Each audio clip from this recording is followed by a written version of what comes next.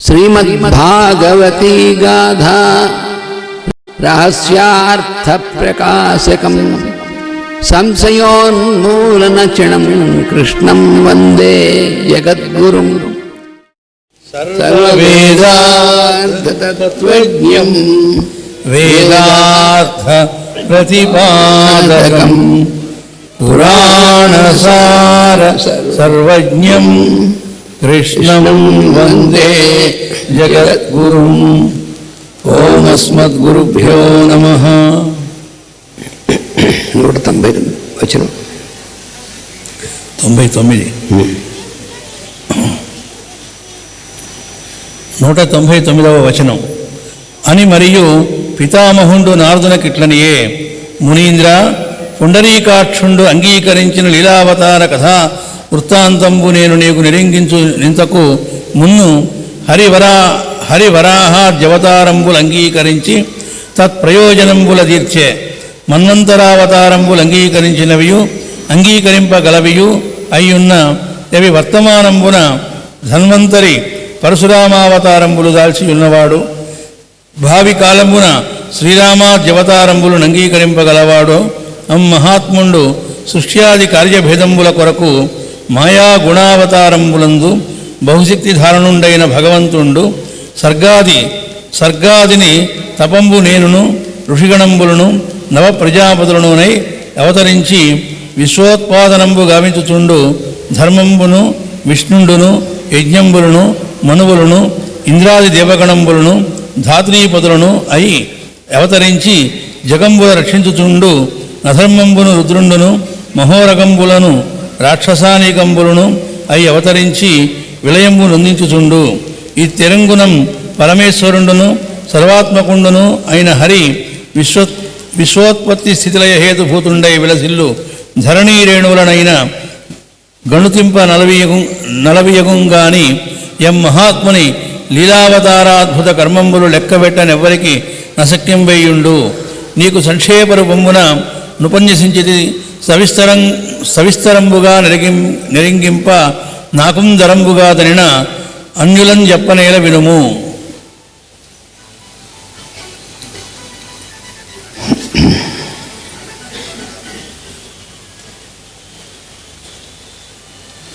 బ్రహ్మ నారదునితో మరియు నిట్లనెను.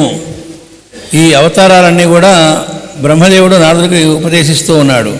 దానిలో భాగంగా ఇంకా అంటున్నాడు ఆయన, మునీంద్ర విష్ణువు తనలోని భాగములుగా చూపిన లీలావతార కథల అంశములను నేను నీకు చెప్పుచున్న ఈ సమయమునకు ముందే శ్రీహరి వరాహావతారము మునకు కొన్ని అవతారములు ఎత్తుటయు వాని ప్రయోజనము పూర్తి చెగుటయు జరిగిపోయెను.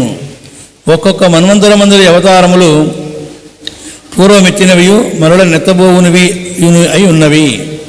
అంటే ఏంటో మాస్టర్ గారు బ్రాకెట్లో ఇస్తున్నారు. ప్రతి మన్వంతరములను అదే వరుసలో నవీ అవతారములు వచ్చును. సంవత్సరమున ఋతువుల ధర్మములు ఎట్లు మరల తిరిగి వచ్చుచుండునో, తల్లి గర్భమున పిండము పెరుగుచున్నప్పుడల్లా అదే విధముగా వారే దేవగణములు తిరిగి పనిచేయుచుందురో అట్టి అంశముల వివరణములే ఈ మన్వంతరావతారములు. అట్లు కాక నరదేహమెత్తిన జీవుల కథలలో మహాత్ముల జీవితములుగా దిగవచ్చు అవతారములు మాత్రము వివిధములై ఉండును. ఇసుక రేణువుల వలె వానిని లెక్క పెట్టలేము. అంటే ప్రతి మన్వంతరంలో వచ్చే అవతారాలు అదే వరుసలో వస్తాయి. మనకు ఒక సంవత్సరంలో ఉండే ఋతువులు ఎలా అయితే అదే ఆర్డర్లో వస్తాయో అలాగే. కాకపోతే ఈ భూమి మీద నరదేహంతో వచ్చేటువంటి అనేక మంది మహాత్ముల రూపంలో కూడా పరమాత్మ దిగి వస్తూ ఉంటాడు. వాళ్ళ జీవిత కథలలో జీవితములు మాత్రం అవి మాత్రం అనేక రకాలుగా ఉంటాయి. అవి ఇసుక రేణుల వలె వారిని లెక్క పెట్టలేము. ప్రస్తుత కాలమున భగవంతుడు ధన్వంతరి పరశురాముడు అను అవతారములు ఎత్తి ఉన్నవాడు. ఇక్కడ బ్రాకెట్లో మళ్ళీ అది కూడా మాస్టర్ గారు ఇస్తున్నారు. బ్రహ్మకు ప్రస్తుత కాలమనగా నరుడు జన్మించినది మొదలు చనిపోయే వరకు గల కాలము. అందు ధన్వంతరి అవతారము ఆహార విహారములు స్వీకరించి దేహమును నిలుపుకొనున్నట్టి మార్గముగా వర్తించుతున్నది. అదియే ఆయుర్వేదం అనబడును. పరశురామావతారం అనగా తీవ్ర బుద్ధితో అధర్మమును ఖండించున్నట్టి ప్రవర్తన. ఇది ఎప్పుడునూ నరుని జనన మరణములకు నడుమ వర్తించుతుండు వ్యాపారములు. అంటే విడిగా పరశురాముడు వచ్చాడు, అది నిజమే. అదిగాక మళ్ళా పరశురాముడు మన ద్వారా వ్యక్తం కావడం అంటే అర్థం ఏంటంటే ఎక్కడైనా అధర్మం జరుగుతూ ఉన్నప్పుడు దాన్ని తీవ్రంగా ఖండించడం అనేటువంటిది. దీని ఆవేశావతారములు అన్నారు మాస్టర్ గారు. ఎక్కడన్నా ఏదన్నా ఇబ్బంది కలిగి జరుగుతూ ఉంటే నలుగురు కూనుకొని అక్కడ చేయవలసింది చేస్తారట. అప్పుడు ఆ నలుగురి ద్వారా అలా వ్యక్తమైంది ఎవరు? పరమాత్మయే అక్కడ ఆవేశ అవతారంగా ఆ పర్పస్ సర్వ్ అవడానికి అప్పుడు అక్కడ చేశారు అని అర్థం అంట. అలాంటివి అనేక రకాలుగా అందులో తీవ్ర బుద్ధితో అధర్మాన్ని ఖండించే ప్రవర్తన అంటే అక్కడ ఎవరు వాళ్ళ ద్వారా వ్యక్తమయ్యేది అంటే పరశురాముడు. అలాగే పైన ఇంకోటి ఇచ్చారు, ధన్వంతరి అవతారము. ఆయన ఆహార విహారములు స్వీకరించి దేహమును నిలుపుకున్నట్టు మార్గముగా వర్తించుతున్నది. ఆయుర్వేదం అనే శాస్త్రాన్ని ఇచ్చాడు ఆయన. అంతేకాకుండా అలా ఎలా జీవిస్తే దానికోసం శిక్షణ కూడా సుశ్రుతులు అని అలా 2 రకాల వాళ్ళని ఆయన తయారు చేసి వాళ్ళ ద్వారా దాన్ని ప్రవర్తిల్లజేసి అందరికీ కూడా ఆ మెకానిజం అంటే ఎట్లా మనం ఆరోగ్యంగా ఉండాలంటే ఎట్లా జీవించాలి అనేటువంటిది తెలియజేయటం, ఆ స్వస్థ వృత్తం అనేటువంటిది అది కూడా ఆయన అనుగ్రహించాడు అని చెబుతున్నారు. రాబో కాలమున ఇప్పుడు చెప్పిన ఈ 2 కూడా వాటి ప్రయోజనం అయిపోయింది అంటున్నారు. అంటే ఇంతకు ముందే జరిగినాయిట. ఈ ప్రస్తుత కాలము అంటే నారదుడికి బ్రహ్మదేవుడు చెప్పే నాటికి ఆ అవతారాలు జరిగిపోయినాయిట. రాబో కాలమున శ్రీరాముడు మొదలగున అవతారములు దిగివచ్చును.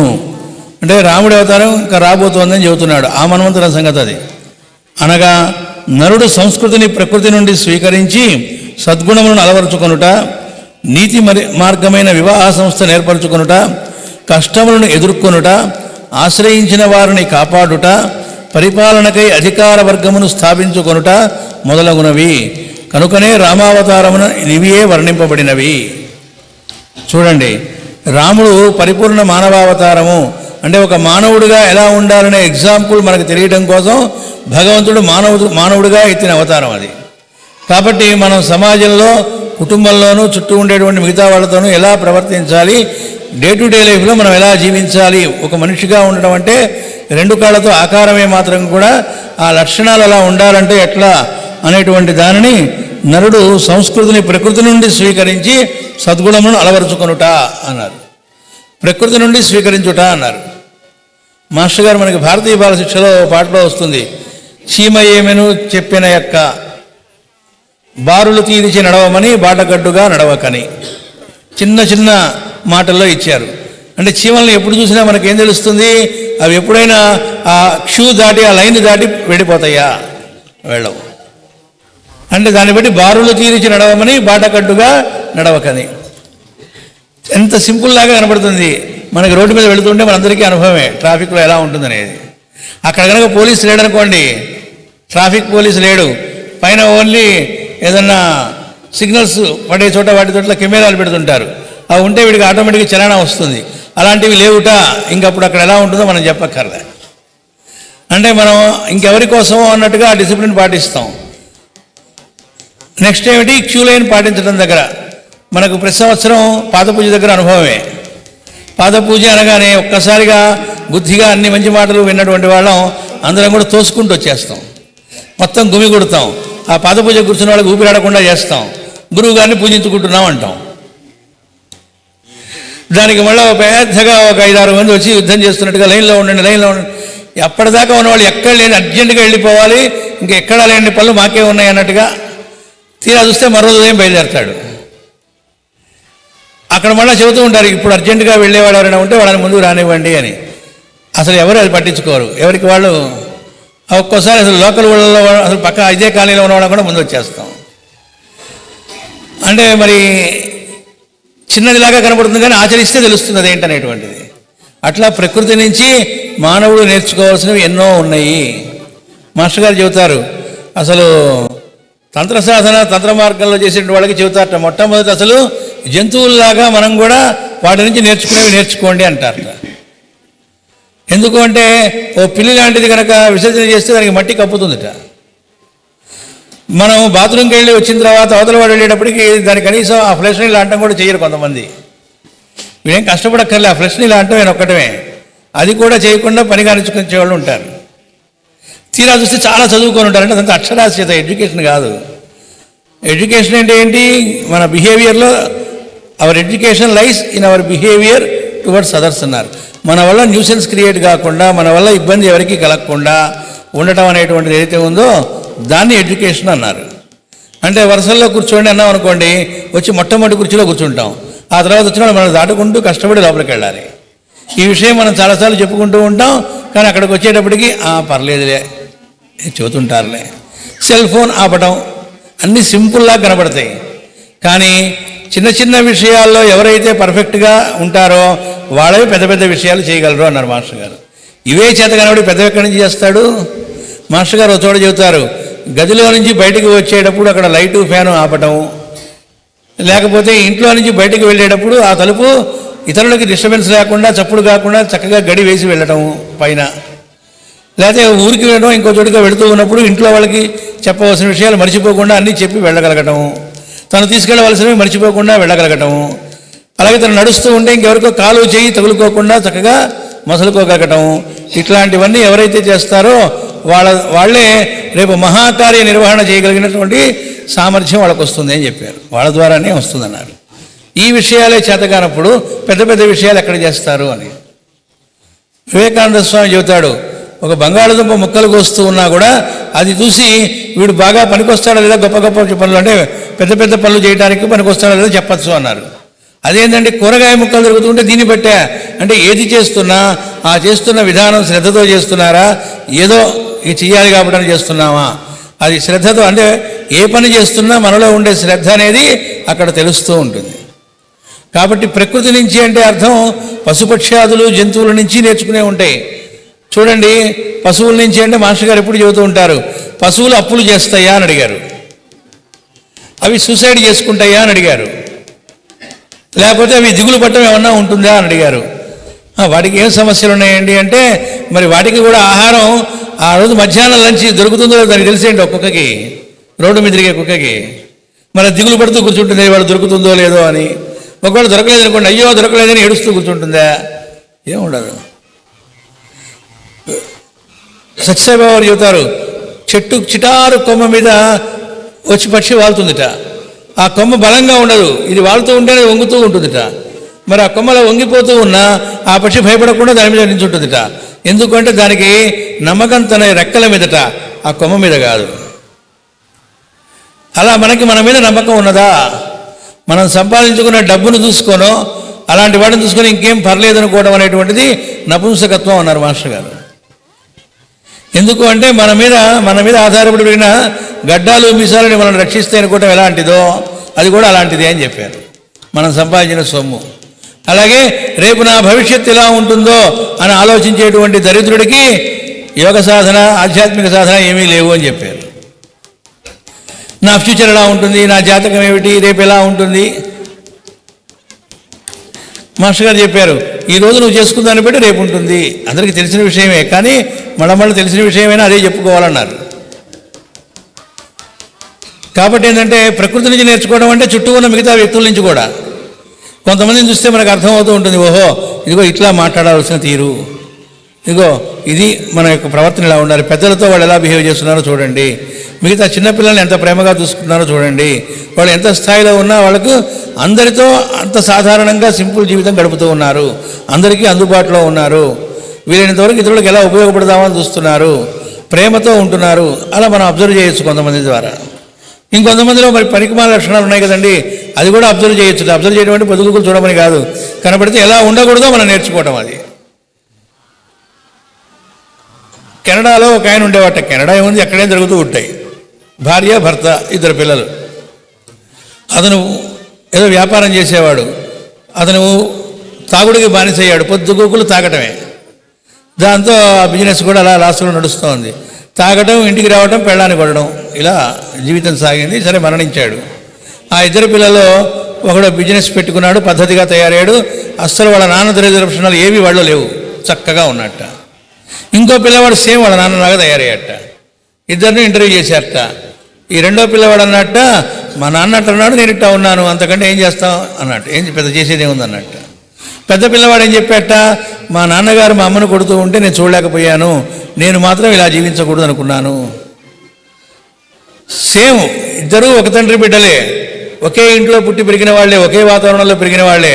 కానీ ఒకటి చూపు ఒక రకంగా, ఒకటి అంటే నేచర్ నుంచి నేర్చుకోవడం అంటే చుట్టుపక్కల ఉన్న వ్యక్తుల నుంచి మనం ఏవి నేర్చుకోవచ్చు, ఏవి నేర్చుకోకూడదు, ఎవరి దగ్గర ఎక్కువసేపు గడపవచ్చు, ఎవరి దగ్గర తెలివిగా వాళ్ళని హత్య చేయకుండానే అక్కడి నుంచి జారుకోవాలి. పనికి మాలిన మాటలు, ఒకళ్ళ గురించి ఎంత పెద్దవాడైనా కూడా వాడి గురించి చెడుగా మాట్లాడుకోవడం, ఒకప్పుడు వీడు ఇట్లా అంటే మనం ఇంకా అక్కడే ఆగిపోయామని అర్థం.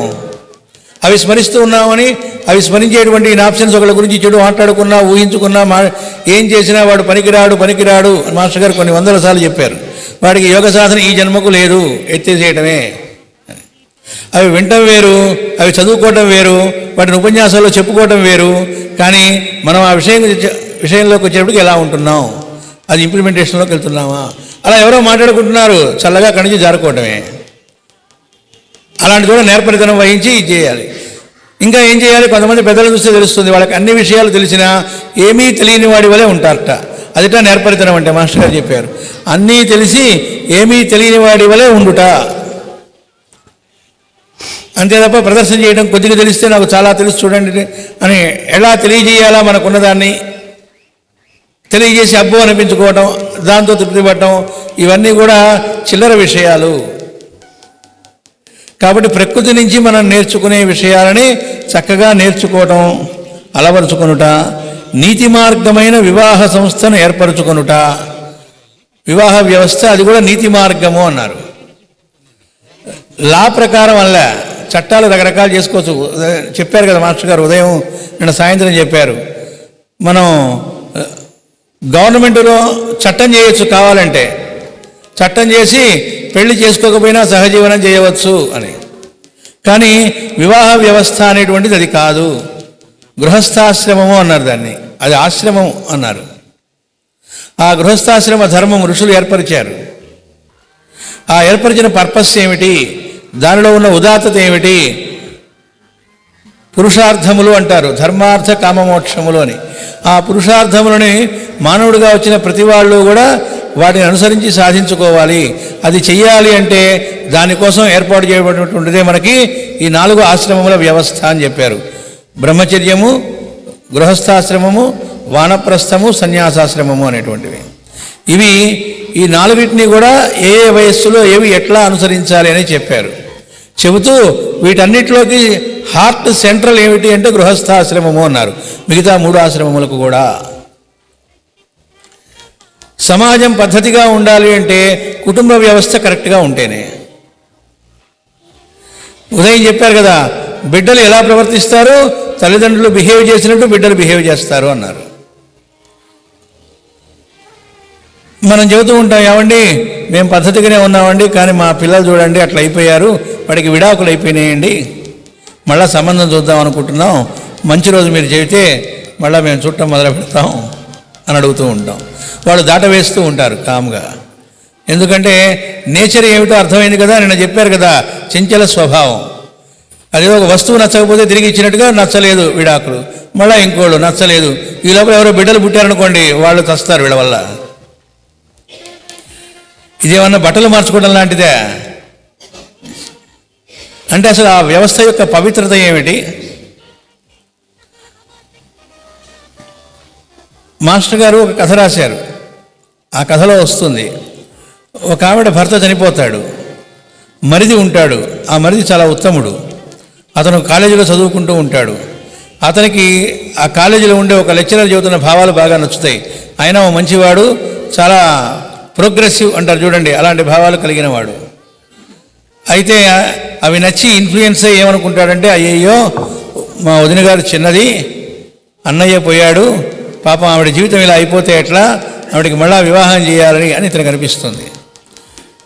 అందుకని ఏం చేస్తాడంటే, ఈ లోపల ఆయన ఇంటికి కూడా ఆహ్వానిస్తాడు. ఇంటికి వస్తాడు.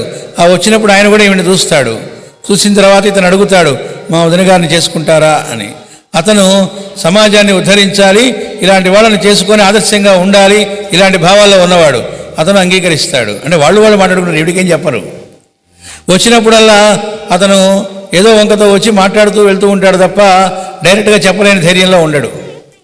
ఆ సమయంలో ఒక రోజున ధైర్యంగా చెబుతాడు, నేను ఇలా వివాహం చేసుకోవాలనుకుంటున్నాను మిమ్మల్ని.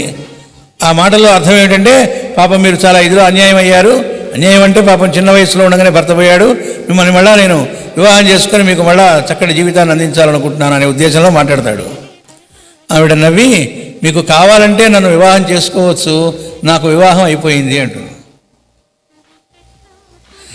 నాకు భర్త ఉన్నాడు అంటుంది. భర్త ఉండడం ఏమిటండి? పోయాడు కదా, భౌతికంగా లేడు కానీ ఆవిడకున్నాడు. మనకు రామాయణంలో చెబుతారు, రాముడి పరిపాలన గురించి చెబుతూ ఆయన రాజ్యంలో భర్తలు కోల్పోయిన వితంతువులు ఎవరూ లేరు, భర్తలు లేని వితంతువులు ఎవరూ లేరు అంటారు. మరి ఇంట్లోనే 3 తల్లులు ఉన్నారుగా, దశరథుడు లేడుగా, మరి ఆ విషయం మర్చిపోయి రాశాడా వాల్మీకి? అంటే భౌతికంగా దశరథ మహారాజు లేకపోవచ్చు కానీ వాళ్ళకున్నాడు. భర్త ఊరికి వెళితే భర్త లేనట్ట. అలాంటిదే ఇది కూడా. కాబట్టి ఆవిడ ఆ స్థితిలో ఉంటుంది. కాబట్టి ఏం చెప్పింది ఆవిడ? నాకు వివాహం అయిపోయింది, మీకేదో ముచ్చటప్పుడు మీకు అలాంటిది ఏదో ఉంటే కావాలంటే చేసుకోండి, అంటే నీకు కావాలంటే చేసుకోండి, నాకైతే వివాహం అయిపోయింది, నాకు భర్త ఉన్నాడు. అప్పుడు అతను నమస్కారం పెట్టి చెబుతాడు, నా గురువు నాకు చెప్పాడు నీకు ఒక విచిత్ర పద్ధతిలో వివాహం అవుతుందని, నాకు కూడా వివాహం అయింది, వెళ్ళొస్తా అంటాడు. అంటే అతనికి కూడా మనసులో ఈవిడ భార్య అయితే బాగుండే మనసులో వచ్చింది కదా, ఇంకా వివాహం చేసుకోలేదని అర్థం. అవన్నీ ఇక అక్కడ రాయరు. ఎందుకు మాస్టర్ గారు ఆ కథ రాసిచ్చారు మనకి? అన్ని ఉపన్యాసాల్లోనూ అన్ని మందుల రూపంలో వీటిలోనే కాదు, ఎన్ని రూపాల్లో అయినా మనకి సందేశం ఇవ్వటం, ఎట్లా మనం జీవించాలని చెప్పడానికి. అంటే ఎంత పవిత్రమైనటువంటిది, ఎంత సున్నితమైనది ఆ వ్యవస్థ అనేటువంటిది. ఎట్లా పడితే అట్లా విడాకులు ఇచ్చేసుకోవడం, ఆవేశపడటం, ఒకటి తప్పులుంటే క్షమించలేకపోవటం, హక్కుల కోసం పోరాడినట్టుగా సూర్యుడు వెళ్ళినట్టుగా ఎవరు కరగకుండా ఎవరి వ్యక్తిత్వం వాళ్ళది నిలుపుకుందాం అన్నట్టుగా ఉండడం. ఎందుకు జరుగుతోంది ఇదంతా? మేమేమి అలా చేయలేదండి, మేము పద్ధతిగా పెరిగాం కాదు, తల్లిదండ్రుల ప్రవర్తన వల్లే వాళ్ళు అలా తయారయ్యారు. మేమేం చేశామండి? మీ పెంపక లోపం. పెంపక లోపం ఏంటండి? ఏం చేశాము అంటే ఆ బిడ్డల్ని చదువులు, మార్కులు, ర్యాంకులను, పొద్దుగుకులు వాటిల్లోనే ఉంచావు తప్ప ఒక మంచి చోటుకు తీసుకెళ్ళటము, లేకపోతే కూర్చోబెట్టి చక్కగా భోజనం చేస్తూ ఉన్నప్పుడు నలుగురు కలిసి ఇంట్లో టీవీ పెట్టుకుని అవి చూడటం కాకుండా పెద్దలు ఎలా జీవించారు, ఎలాంటివి ఇవన్నీ మనం మాట్లాడుకుంటూ ఉంటే వాళ్ళకి తెలుస్తూ ఉంటాయి. అలా ఉన్నప్పుడు ఏం జరుగుతుంది? ఎవరైనా పెద్దలు ఇంటికి వస్తే నమస్కారం చేయి మన పెద్దవాళ్ళు నమస్కారం చేయక చక్కగా సాష్టాంగ నమస్కారం చేస్తారు. ఒక్కోసారి చెప్పకముందే నమస్కారం చేస్తుంటారు. వాళ్ళే వెళ్ళి మంచినీళ్ళ గ్లాస్ తెస్తుంటారు. ఇది వయసుతో సంబంధం లేదు. కొన్ని ఇళ్లలో చూస్తూ ఉంటాం, నమస్కారం చేయంటే వాడు చచ్చి చెడి విడిచేదే మహాత్ములుగా పెట్టిస్తూ ఉంటారు. నెక్స్ట్ మనం గొప్పగా చెబుతుంటాం, మా వాడు చూడండి అనగానే ఒక సినిమా పాట పెడతారు, వాడు ఎగిరెగిరి డ్యాన్సులు చేస్తూ ఉంటాడు. వాడు మొత్తం కలిపి 2 ఏళ్ళు కూడా ఉండవు. అశ్లీలమైనటువంటి పాటలకి వాడికి డ్యాన్స్ చేస్తూ ఉంటాడు. మనం గొప్పగా చూపెడుతూ ఉంటాం. అంటే చెడగొట్టడం కాక ఏం చేస్తున్నాం? ఏవి వినటం వల్ల మనం అధోగతికి వెళతామో, మన సెన్సెస్ అనేవి దిగజారుతాయో, అలాంటివి కుటుంబంతో మిగతా పిల్లలతో కలిసి వెళ్ళేలా చూస్తూ ఉంటే వాడు చెడిపోక ఏమవుతాడు? మాస్టర్ గారు చెప్పారు, పిల్లలు అంటే తల్లిదండ్రులు వాళ్ళ యుక్త వయస్సులో, అంటే వాళ్ళకి వివాహం కాకముందు నుంచే యుక్త వయస్సులో ఉన్నప్పుడు ఏవేవి రహస్యంగా చేశారో, ఏవేవి మానసికంగా చేశారో, సమాజానికి భయపడి డైరెక్ట్గా చేయకపోయినా ఎలాంటి చెత్త సాహిత్యం ఏవి చదివినా సరే వాటి ఎఫెక్ట్ అంతా వాళ్ళ పిల్లల మీద ఉంటుంది అన్నారు. ఎక్కడికి పోవు, జీన్స్ అవే వస్తాయి అన్నారు. కాకపోతే ఇంకా అడ్వాన్స్డ్గా ఉంటుంది నెక్స్ట్ జనరేషను. వీడు మానసికంగా చేసి వాడు ప్రాక్టికల్స్ చేస్తాడు. క్లియర్గా చెప్పారు ఆ విషయం మాస్టర్ గారు. కాబట్టి ఇంకోటి కూడా చెప్పారు మాస్టర్ గారు, అనేకసార్లు మనం చెప్పుకుంది, కానీ ఇక్కడ సందర్భం వచ్చింది కాబట్టి వివాహ వ్యవస్థ అనేది ఈ రోజున ప్రస్తుతం మరీ దారుణంగా ఒక ఫారిన్ కంట్రీస్లో లాగా ఇక్కడ కూడా తయారైంది. కాబట్టి అది పేరుకే కుటుంబ వ్యవస్థ అంటున్న కుటుంబాలు కాదవి. ఎందుకని స్క్రాప్ అనే పేరు పెట్టేశారు. పెళ్లి చేసుకున్నట్టయితే మీ అమ్మ నాన్న ఉండకూడదు, స్క్రాప్ ఉండకూడదు, మనతో మన ఇద్దరమే ఉండాలి. అంటే వాళ్ళు మట్టి కొట్టుకు పోవాలన్నమాట. అంటే వాడు ఒక వయస్సు వచ్చి పెద్దవాళ్ళు అయిన తర్వాత వాళ్ళకి కావాల్సిన వీళ్ళు చూసుకోవడం, అంటే వీళ్ళు రేపు పెద్దవాళ్ళు అవుతారుగా, అప్పుడు ఏమిటి ఆలోచన ఉండదు. అంటే ఎంజాయ్మెంట్ అనుకుంటున్నారు, అదొక ఎంజాయ్మెంట్ లైఫ్, దానికి ఒక లైసెన్స్ వివాహం అనేది కానే కాదు. అదొక త్యాగమయమైన జీవితం అని చెప్పారు. అంటే భార్యకేం కావాలో చూసుకోవడంలో భర్త, భర్తకేం కావాలో చూసుకోవడంలో భార్య, ఒకళ్ళ కోసం ఒకళ్ళు జీవించటం, రేపు వీళ్ళకి బిడ్డలు పుట్టాక వాళ్ళకేం కావాలో చూసుకోవడంలో వీళ్ళకేం కావాలో మర్చిపోవటం. అప్పుడు మేము భార్యాభర్తలు అనేది మర్చిపోయి తల్లిదండ్రులు అనేటువంటిది గుర్తుపెట్టుకొని బిహేవ్ చేయటం అన్ని విషయాల్లోనూ కూడా. అందుకే ఒకళ్ళ ఇద్దరు పుట్టిన తర్వాత స్నేహితుల వల్లే మెలిగేవాళ్ళు అని చెప్పారు మాస్టర్ గారు. ఇంకో మాట నిర్మోహమాటంగా చెప్పారు. పాశ్చాత్య దేశాల్లో వాళ్ళు భారతదేశ వివాహ వ్యవస్థ గురించి అడుగుతూ ఉన్నప్పుడు ఆయన చెబుతూ బాల్య వివాహాలు చాలా ఉత్తమమైనవి అని చెప్పారు మాస్టర్ గారు. అమ్మో నలుగురు ఏమనుకుంటారు ఈ మాట చెబితే, ఏమనుకోలే, ఉన్న విషయం చెప్తారు. అంటే ప్రతిదానిలో పాజిటివ్ నెగటివ్ ఉంటాయి, దాన్ని మనం మిస్యూజ్ చేసుకున్న దాన్ని బట్టి ఉంటుంది. కానీ ఎందుకు బాల్య వివాహాలు అన్నారంటే మాస్టర్ గారు చెప్పారు, అక్కడ ఎక్స్ప్లెయిన్ చేశారు. చిన్న వయస్సులో ఉన్నప్పుడు, అంటే అసలు వివాహం అంటే ఏమిటి అవి కూడా తెలియని వయస్సులో ఉన్న పిల్లల్ని ఆ రోజుల్లో కుటుంబాలు, వీడు ఇక్కడ ఉంటే అమెరికాలో ఉన్న అబ్బాయికి, ఆస్ట్రేలియాలో ఉన్న అమ్మాయికి ఆన్లైన్ పెళ్ళిళ్ళు అవి కాదుగా, తల్లిదండ్రులు కూడా ఆన్లైన్లో పెళ్లి చుట్టం వీళ్ళ పిల్లలవి అవి కాదు. ఆ రోజుల్లో అక్కడ తెలిసినటువంటి కుటుంబాల్లో లైక్ మైండెడ్ వీళ్ళు ఎలా పెరుగుతూ ఉన్నారో అలాంటి కుటుంబాల్లో ఉండేటువంటి అబ్బాయికి వీళ్ళ అమ్మాయినిచ్చి వివాహం చేయటం. చేసిన తర్వాత కాపురానికి ఏం పంపించారు, చిన్నపిల్లలు కదా, ఎవరిళ్లలో వాళ్ళే ఉంటారు. కానీ ఎదురెదురులో పక్కిళ్ళు ఇవే కదా, రోజు వాళ్ళు ఒకళ్ళొకళ్ళు చూసుకుంటూ ఉంటారు. అప్పుడు చిన్నపిల్లలకి మొట్టమొదట హీరో హీరోయిన్ ఎవరు అంటే వాళ్ళ అమ్మ నాన్నలే. కాబట్టి ఏంటి, అమ్మ నాన్న ఎడల ఎలా ప్రవర్తిస్తోంది, నాన్న అమ్మ ఎడల ఎలా ప్రవర్తిస్తున్నారు అవి చూస్తూ నేర్చుకుంటారు. ఓహో ఇగో ఇతను నా భర్త, నేను కూడా ఇలా ఉండాలి ఎడలా, ఈవిడ నా భార్య, నాన్న అమ్మతో ఎలా ఉన్నారు, నేను వాళ్ళతో ఇలా ఉండాలి, ప్రేమగా వాళ్ళని సంతోషపరుస్తూ ఇలా ఉండాలి. ఇలా వాళ్ళు ఒకళ్ళొకళ్ళు అబ్జర్వ్ చేసుకుంటూ ఉంటారు. తర్వాత యుక్త వయసు వచ్చిన తర్వాత అప్పుడు కూడా వాళ్ళ హార్మోన్స్ పెరిగి యుక్త వయసు వచ్చినప్పుడు కూడా ఇంకెవరినో చూసి ఇంకో రకమైన భావాలు రావు. ఎందుకని అప్పటికే తెలియకుండా కొన్నేళ్లు గడిచేటప్పటికి ఇతను నా భర్త, ఇతను నా భార్య అనేది వచ్చేటప్పటికి తెలియని పవిత్రత అక్కడ ఏర్పడి ఉంటుంది. ఇంకోళ్ళని పిచ్చి చూపులు చూడటం అనేవి న్యాచురల్గా రాకుండా ఉంటాయి. అది కాక తల్లిదండ్రులు కూడా అలాగే పద్ధతిగా ఉన్నారు కాబట్టి. అందుకే వివాహము వేరు, కార్యము వేరు, రెండు ఒకటి కాదు ముహూర్తాలు అప్పట్లో. కాబట్టి ఆ తర్వాత యుక్త వయస్సు వచ్చి వాళ్ళు ఇక పర్వాలేదు, ఆవిడ వీళ్ళని ఒకటిగా కుటుంబంగా ఉంచచ్చు అనుకున్నప్పుడు వాళ్ళకి అప్పుడు ఆ కుటుంబ వ్యవస్థ వాళ్ళని తీసుకొచ్చి ఒక చోట పెడతారు. అప్పుడు కూడా ఏమిటి పెట్టిన తర్వాత వాళ్ళకి చాలా పనులు నేర్పడం అనేటువంటిది చేస్తూ వస్తారు. ఎక్కువగా గ్యాప్ లేకుండా పనులలో పెడతారు, ఎంజాయ్మెంట్లో పెట్టరు, వర్క్లో పెడతారు, బాగా ఊపిరాడనట్టుగా పెడతారు. ఎందుకని అప్పుడే ఈ సెన్సెస్ అనేవి ఆర్డర్లీనెస్లోకి వస్తాయి. నెక్స్ట్ ఏం చేస్తారు, వాళ్ళు వెళుతున్న చోటికి వీడని కూడా తీర్థయాత్రలకి, మహాత్ముల దగ్గరికి, సత్సంగాల దగ్గరికి బాగా తీసుకెళ్తూ ఉంటారు. వెళ్ళినప్పుడల్లా అక్కడ ఆ మిగతా ఉన్నటువంటి మిగతా వాళ్ళని చూసి, ఆ మంచి కుటుంబాలన్నింటినీ చూసి, ఓహో మనకి కూడా ఇదిగో వీళ్ళకి పిల్లలు చూడండి పద్ధతిగా భగవద్గీత చెప్పారట స్టేజీ మీద, వీళ్ళు చూడండి చిన్నపిల్లలే అక్కడ మంచినీళ్ళు వాలంటీర్గా ఉండి చేస్తున్నారు, వాళ్ళు చూడండి పసిగుడ్డులు కూడా వేసుకొని ఇంత త్వరలో ఉదయం ప్రేయరప్పటికల్లే వచ్చారు, మనం టైంకి రాలేకపోయాం, మనకి సిగ్గేస్తుంది. రోజు చూస్తూ ఉన్నాం కదా, చంటి పిల్లల్ని వేసుకొని తల్లులు తెల్లారుజామున లేచి వాళ్ళకి స్నానాలు చేయించి వీళ్ళు చేసి ప్రేయర్ టైంకి వాళ్ళని తీసుకొని వచ్చి వాళ్ళని పడుకోబెట్టి ప్రేయర్లో కూర్చుంటున్నారు. మనం చలి కొద్దిగా నెమ్మదిగా ఒకేసారి టిఫిన్ టైంకి వద్దాం, టిఫిన్ లాగించిన తర్వాత కూర్చుందాం అనుకున్న వాళ్ళకి ఇవి చూసేటప్పటికి ఏమవుతుంది, మనకేం రోగం, మనం ఎందుకు రాకూడదు అనిపిస్తుంది. అవి నోటితో చెబితే రావు, ఆ వాతావరణంలోకి వస్తే, అక్కడ ఉండే ఆ దివ్య వాతావరణంలోకి వస్తే అక్కడున్న దివ్యత్వం వల్ల మనలో మంచి భావాలు కలుగుతాయి, అవి ఆచరించే సద్బుద్ధి కలుగుతుంది, ఆ అబ్జర్వ్ చేసే నేర్పు మనకు వస్తుంది, దానివల్ల ఎలా బిహేవ్ చేయాలో తెలుస్తుంది. అన్నీ నోటితో చెబితే రావు, అస్సలు రావు. అట్లా వాళ్ళు ఆచరిస్తూ ఉంటే వీళ్ళు చూసి నేర్చుకుంటూ ఉంటారు. వాళ్ళు ఎలాంటి చోట్లకి తీసుకెళ్తున్నారు, వారం చివరికి రాగానే రోజు ఇంట్లో తినడం ఏంటి నాన్సెన్స్, వీకెండ్ అని చెప్పి బయటికి పోవడం చాలా మామూలు అయిపోయింది. అదేదో అలా వెళ్ళకపోతే సరిగ్గా కుటుంబాన్ని చూడట్లేదు ఈ మగ ఆయన, అరే వారానికి ఒక్కసారైనా బయటికి తీసుకెళ్ళడా, అదేదో నేరం చేస్తున్నట్టు, మంచి పని చేయనట్లు అనుకుంటూ ఉన్నాం. ఈ రోజున వెళ్ళి నానా గడ్డి తిని రావటం, ఆ తిని వచ్చి అక్కడ కూడా ఏంటి గంటలు గంటలు ముచ్చట్లాడుకుంటూ వాడు తేవడానికి గంటలు పడుతుంది. మాస్టర్ గారు ప్రాక్పశ్చిమాలో రాస్తారు, గంటలు గంటలు కూర్చుంటారు ఆ భోజనాల ముందు. భారతీయుడు అయిన మనకి చాలా తలకాయన వ్యవహారం ఉన్నారు, ఇప్పుడు మనం అలా తయారయ్యాం. అవన్నీ అయిపోయేటప్పటికి వీడు వచ్చేప్పటికి అర్ధరాత్రి అవుతుంది. చాలా అరిగేటువంటివి కాని పదార్థాలన్నీ తిరిగి రావటం. ఆ తర్వాత ఉదయాన్నే లేస్తాడు ఆ మరో రోజున. ఆ తర్వాత ఇంకోసారి లాంగ్ డ్రైవ్ వెళ్ళి రావటం. ఇలా వెళ్ళి వచ్చి 2 రోజులు వీకెండ్స్ వెళ్ళి వచ్చిన తర్వాత మళ్ళా అలా పడుండడం, ఆ తర్వాత ఎంజాయ్ చేసి వచ్చామండి. ఆ పడుండడం, ఆ తిరిగి వచ్చి శ్రమ పడటం, దాన్ని ఎంజాయ్మెంట్ అనుకుంటూ ఉన్నాడు. ఆ తర్వాత వారం రోజులు తిన్నదరక్క మందులు వేసుకుంటూ ఉంటాడు. మళ్ళీ అయిపోతూనే మళ్ళీ బుద్ధి లేదు, ఇంకో వారం కాగానే ఒక వారం కాపిస్తాడు మహాత్యాగం చేసినట్టుగా. ఎందుకంటే మోషన్స్ వామిటింగ్స్ ఇవన్నీ అడ్డం పడ్డాడు కాబట్టి. ఆ తర్వాత వారం మళ్ళీ ఎక్కడికి వెళదాం ఈసారి. అలా సినిమాలకి వెళ్ళటం తప్ప అంటే మనం ఎలాంటి చోట్లకి వెళుతున్నాం, ఎలాంటి ఆహారం తీసుకుంటున్నాం, పిల్లలకి అసలు ఏవి అలవాటు చేస్తున్నాం.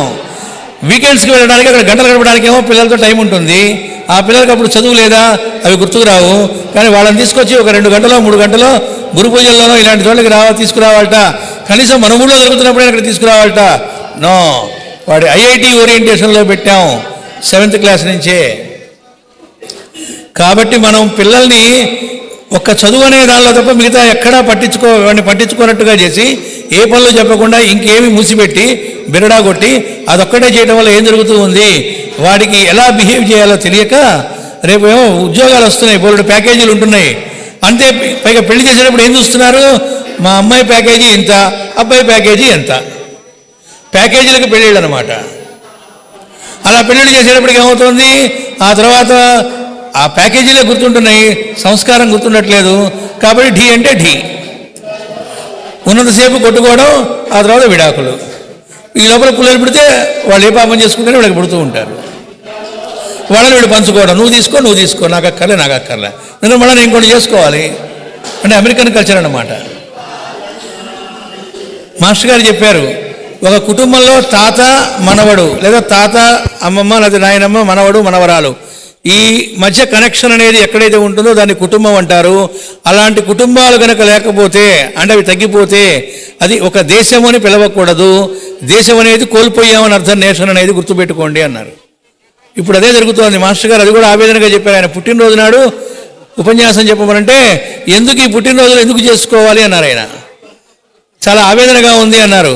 ఎందుకంటే ఇప్పుడు భారతీయులుగా మనం లేవు, అమెరికన్ ఇండియన్స్గా, కెనడియన్ ఇండియన్స్గా, బ్రిటిష్ ఇండియన్స్గా ఉన్నాం తప్ప ఇండియన్ ఇండియన్స్గా మనం లేము అని చెప్పారు. మళ్ళా ఆ స్థితికి మనం రావాలి అంటే భారతీయత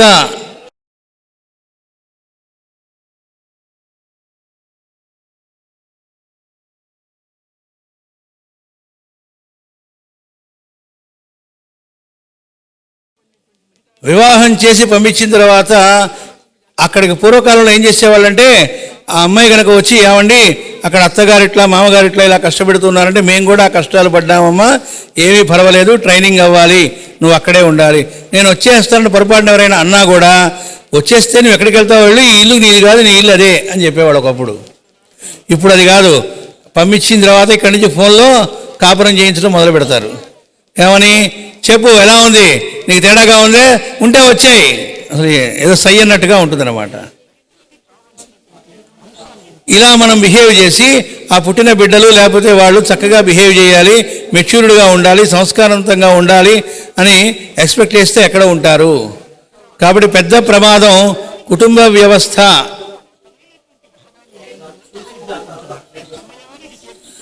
సో కుటుంబ వ్యవస్థ అనేటువంటిది ఎలా ఉండాలి అనేటువంటిది మనకు నేర్చుకొనడం, అది మనిషిగా రావటం అంటే.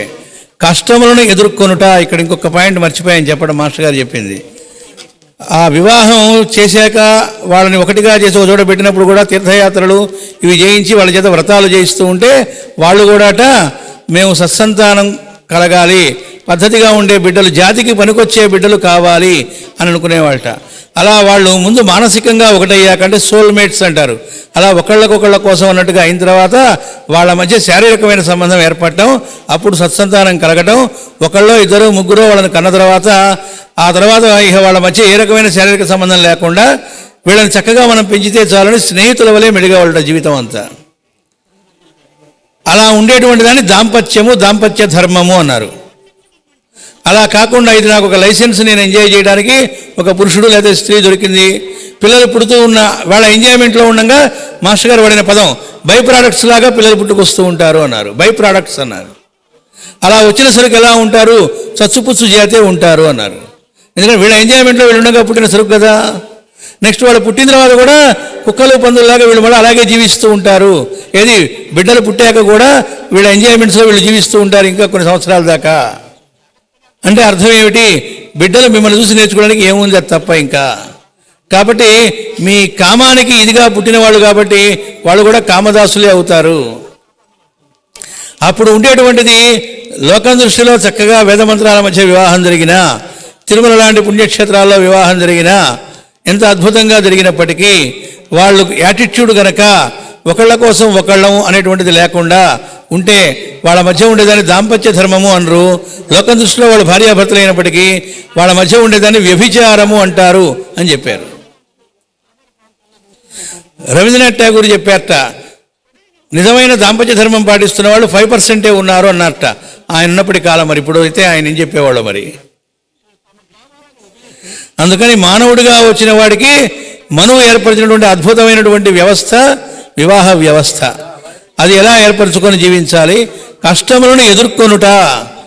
నాకు కష్టాలే రాకూడదు, కష్టం వస్తే తల్లెళ్ళటం, నాకు కష్టం రావడం ఏంటనుకోవటం కాదుట, దాన్ని ఫేస్ చేయడం, తెలుసుకోవటం. ఇందాకనే ఎవరు చెబుతున్నారు, ఏమండి 10 రోజుల క్రితం మా బంధువుల అబ్బాయి ఆత్మహత్య చేసుకున్నాడండి, ఏ కారణము కూడా తెలియరావట్లేదండి అంటే చాలా చిన్న చిన్న కారణాలకి అసలు అర్థవంతమైన కారణం ఏమి ఉండదు. సూసైడ్ అంటే అర్థవంతమైంది కాదు, కానీ చాలా చిన్నవాడికి అలా ప్రాణాలని వదిలేసేయడం. ఒక్కోసారి సూసైడ్ అటెంప్ట్ చేసుకున్న వాళ్ళు నేను కళ్ళారా చూశాను కాలేజీలో పనిచేస్తున్నప్పుడు. ఏమిటి రీజన్ అని తెలిస్తే వాడికి 460 వచ్చినాయిట, పక్కవాడికి 465 వచ్చినాయిట. 470కి ఇంటర్ ఫస్ట్ ఇయర్లో ఉండేది 470 మార్కులకి, వాడికి 460 వచ్చినాయి. 10 మార్కులే తగ్గింది టోటల్లో. మామూలు పర్సంటేజ్ కాదు అది. వాడు ఏడుపు ఏమిటి? 465 వాడికి వచ్చినాయి, నాకు రాలేదు, ఇంకెందుకు లైఫ్. 465 వచ్చిన వాడిని చూసా, 67 వాడిని చూసి ఏడ్చేవాళ్ళు, డల్గా ఉండేవాళ్ళు, వెక్కి వెక్కి ఏడ్చేవాళ్ళని చూస్తాం. ఆ రిజల్ట్ వచ్చిన వాళ్ళు చాలా భయపడతాం, ఏమవుతుందో అని. ఏది ఫెయిల్ అయిన వాళ్ళ సంగతి కాదు, మంచి మార్కులు వచ్చిన వాడు కూడా ఏడుపే. అంటే ఆ చిన్న విషయంలో కూడా వాడు ఎదుర్కోలేకపోవడం కాదు, ఫెయిల్ అయ్యాడు అనుకుందాం, అదేదో లైఫ్ అంతా టర్న్ అయిపోయినట్టు, ఇంకా కిల్ అయిపోయినట్లు. లేదు మెడిసిన్ సీట్ రాలేదు, ఇంజనీరింగ్ సీట్ రాలేదు. ఇంట్లో పిల్లల్ని ముందే ఆ పేరెంట్స్ ఇంకోటితో చెబుతూ ఉంటారు, వీడు పనికిరాడండి, అమ్మాయిలాగా ఈ అబ్బాయి కాదండి, లేదా అబ్బాయిలాగా ఈ అమ్మాయి కాదండి. ఇంట్లో వాళ్ళని ఇంకోటితో కంపేర్ చేసి వీడు ఎందుకు పనికిరాడండి, వీడు చూడండి ర్యాంకు మంచి తెచ్చుకోలేదు, మాకు అవమానంగా తయారయ్యాడు. ఎంత తప్పలా మాట్లాడటం. ఈ మాట్లాడిన వాళ్ళు పెద్దగా చదువుకున్న వాళ్ళేం కాదు, వీళ్ళు ఆ మాత్రం కూడా చదువుకోలే, కానీ మరి నీతి నీతెట్లే వచ్చినాయి. అలా అనుకోరు ఆ టైంలో. మంచి చోట చేర్చాం, ఏం మాయ రోగం అంటే వాడు డాక్టరో ఇంజనీరో అయితే పనికొస్తున్నట్టు, లేకపోతే వాడి భూమి మీద బ్రతకడానికి వీలు లేదు అన్నట్టుగా, అందరూ హైయెస్ట్ ప్యాకేజీలోనే ఉండాలన్నట్టుగా ఆ పిల్లల్ని బాధ పెట్టడం, మాట్లాడటం. తర్వాత చెబుతున్నారు, కష్టాలను ఎదుర్కోవడం అనేటువంటిది నేర్పాలి అన్నారు, పిల్లలకి అలవాటు చేయాలన్నారు. అవును, ఉండగలగాలి అట్లా అనేది. అప్పుడు వాడికి రేపు ఏదైనా కష్టం వస్తే ఎదుర్కోవడం చేతవుతుంది. ఆశ్రయించిన వారిని కాపాడుట. రాముడు నిన్న చెప్పారు కదా, ఆశ్రయించిన ప్రతి వాళ్ళను కూడా ఆయన ఎలా కాపాడుతూ వచ్చారు అనేటువంటిది. పరిపాలనకై అధికార వర్గమును స్థాపించుకొనుట మొదలగునవి. చక్కటి పరిపాలన జరగడానికి కావాల్సిన గవర్నెన్స్ని కరెక్ట్ది ఎవరిని పెట్టుకోవాలి. మనకి మహాభారతంలో వస్తుంది, నారద మహర్షి ధర్మరాజు దగ్గరికి వచ్చినప్పుడు రాజ్య పరిపాలన ఎలా చేయాలో చెబుతూ, ఎక్కడెక్కడ ఎలాంటి వాళ్ళని పెట్టుకున్నావు, ఫలానా వాళ్ళని పెట్టుకున్నావా, ప్రాణం ఇవ్వడానికి సిద్ధపడే వాళ్ళనే ఫలానా పోస్టులలో పెట్టావా, నీ కోసం ప్రాణాలు ఇవ్వడానికి సిద్ధపడి యుద్ధం చేసి వికలాంగులైనటువంటి వాళ్ళని, వాళ్ళ కుటుంబాలని పట్టించుకుంటున్నావా, ఊళ్ళో ఉండే పెద్ద పెద్ద బిజినెస్ మెన్ వాళ్ళని ఇబ్బంది పెట్టకుండానే వాళ్ళని మళ్ళీ నీ కంట్రోల్లో పెట్టుకుంటూ చక్కగా రాజ్యం స్మూత్గా నడిచేట్టు చూస్తున్నావా. బోల్డు రాజధర్మాలు చెబుతాడు అక్కడ. ఎందుకు అవన్నీ అంటే, రాజ్యం చక్కగా పరిపాలించడానికి కొన్ని చోట్ల లౌక్యం కూడా ప్రదర్శించాలి, అవన్నీ కూడా చేస్తున్నావా అని అడుగుతాడు అక్కడ. వాళ్ళతో షరీక్ అవుతున్నావా, చక్కగా అన్ని మేనేజ్ చేస్తున్నావా అని అడుగుతాడు అక్కడ. కాబట్టి అధికార వర్గమును స్థాపించుకున్నట్టుగా అంటే కరెక్ట్గా గవర్నెన్స్ జరగడానికి మొదలుగున్నవి. ఇవన్నీ కూడా కనుకనే రామావతారమున ఇవియే వర్ణింపబడినవి. ఇప్పుడు చెప్పినవన్నీ కూడా రాముని అవతారంలో, ఆయన జీవిత సన్నివేశాల్లో ఈ చెప్పిన ప్రతిదీ కూడా ఎట్లా ఆయన కష్టాలు, ఆయనకు వచ్చిన కష్టాలు మనకేమైనా వచ్చినాయా. అడవులకు వెళ్ళమంటం ఏమిటి, అడవులకు వెళ్ళిన తర్వాత అక్కడ భార్యని ఎవడో వెతికెళ్ళడం ఏమిటి, అనేక మంది రాక్షసులను ఎదుర్కోవాల్సి రావటం ఏమిటి, ఏమిట్రా ఈ కర్మ అనుకున్నాడా, ఛాలెంజింగ్గా చాలా ఉత్సాహంగా సంతోషంగా వాటిని ఫేస్ చేయడం అనేటువంటిది. అలాగే నీతి మార్గమైన వివాహ సంస్థ నెలకొల్పుట. ఆయన సమాజంలో ఆ రకమైనటువంటి ధర్మాన్ని మళ్ళా నెలకొల్పాడు అని చెప్పుకున్న నిన్న కూడా. పరశురాముడు ఇది చేసిన తర్వాత ఆ బ్యాలెన్స్ ఏదైతే దెబ్బతిన్నదో మళ్ళా ఆ ధర్మాలను బ్యాలెన్స్ చేస్తూ సమాజ వ్యవస్థ అంతా గాడిలోకి వచ్చేట్టుగా చేశాడు అని చెప్పారు. కనుకనే రామావతారమును ఇవియే వర్ణింపబడినవి. కృష్ణావతారమునగా భూభారమును పోగొట్టుట.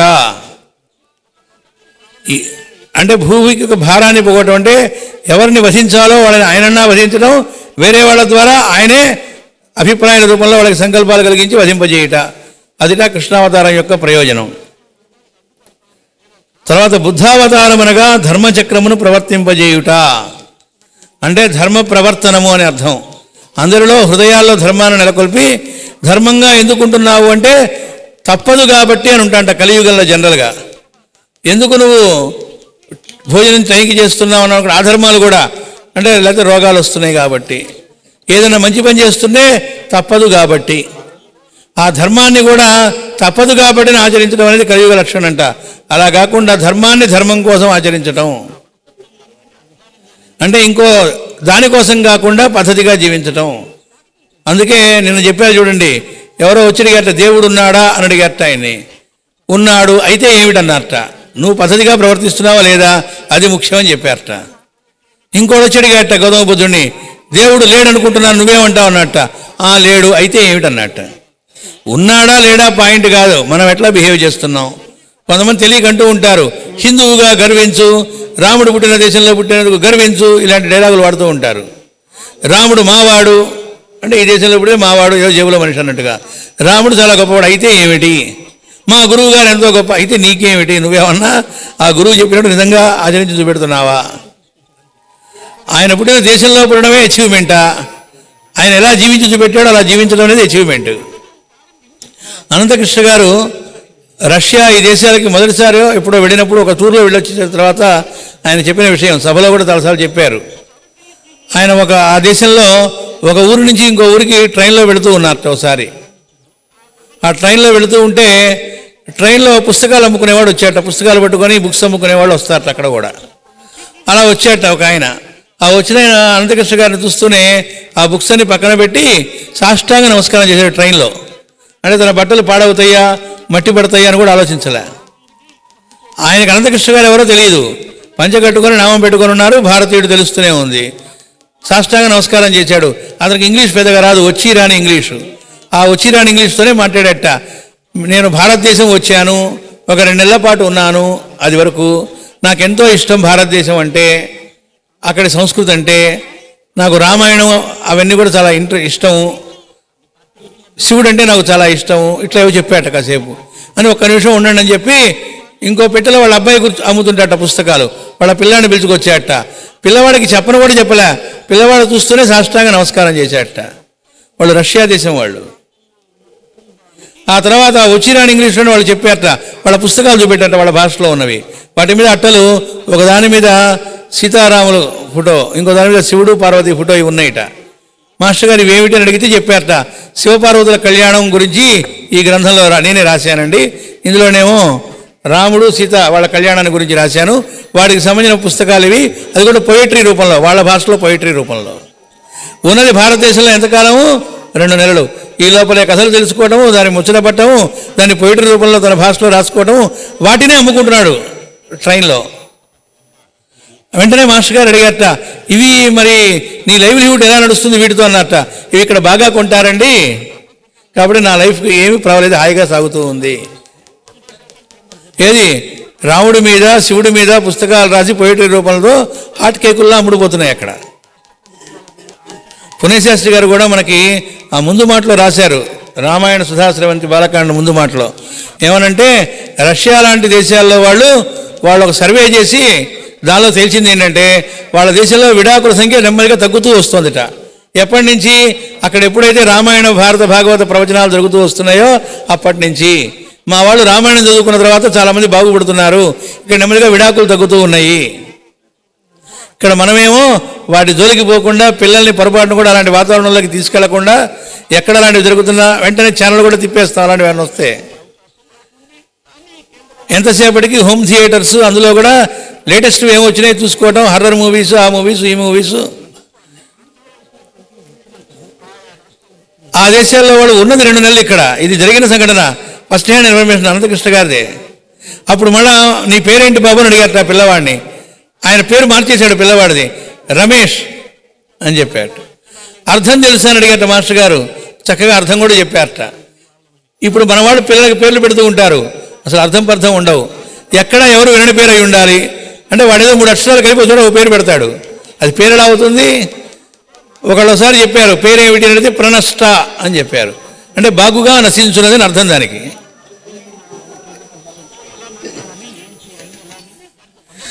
డిక్షనరీలో డైరెక్ట్గా ఉండదు. అనేది ఉపసర్గ, అది ఇది కలిసి విశేషంగా నశించున్నది అని. అదేంటి అక్కడ ఇంటర్నెట్లో కనబడిందంటే వెరైటీగా ఉందని పెట్టాం. ఒకసారి ఎక్కిరాల శ్రీనివాస్ గారు ఒకళ్ళ పేరు మార్చారు. ఎప్పుడు అనారోగ్యమే, చావు బతుకుల మధ్యలాగా ఉంటే తీసుకొస్తే పేరు మార్చండి అని చెప్పారు. మార్చినప్పుడు ఏ వైద్యం లేదు, పేరు మార్చిన వాళ్ళు బాగున్నారు. ఎందుకంటే పేరు బలం అంటారు. ఊరికనే అలా దరిద్రపు పేర్లన్నీ పెట్టడం, వాళ్ళేమో మన పేర్లు పెట్టుకోవడమా? అనంతకృష్ణ గారు వాళ్ళు ఇష్టపడి అడుగుతూ ఉంటారు. వచ్చినప్పుడు వాళ్ళ పేర్లు చెబుతూ ఉంటారు మనకి. వీళ్ళ పేరు సరస్వతి అని, వీళ్ళ పేరు అదని ఇదని. అవేమిటి అంటే మాకు కూడా నామకరణాలు చేయి, మాకు పేర్లు పెట్టు.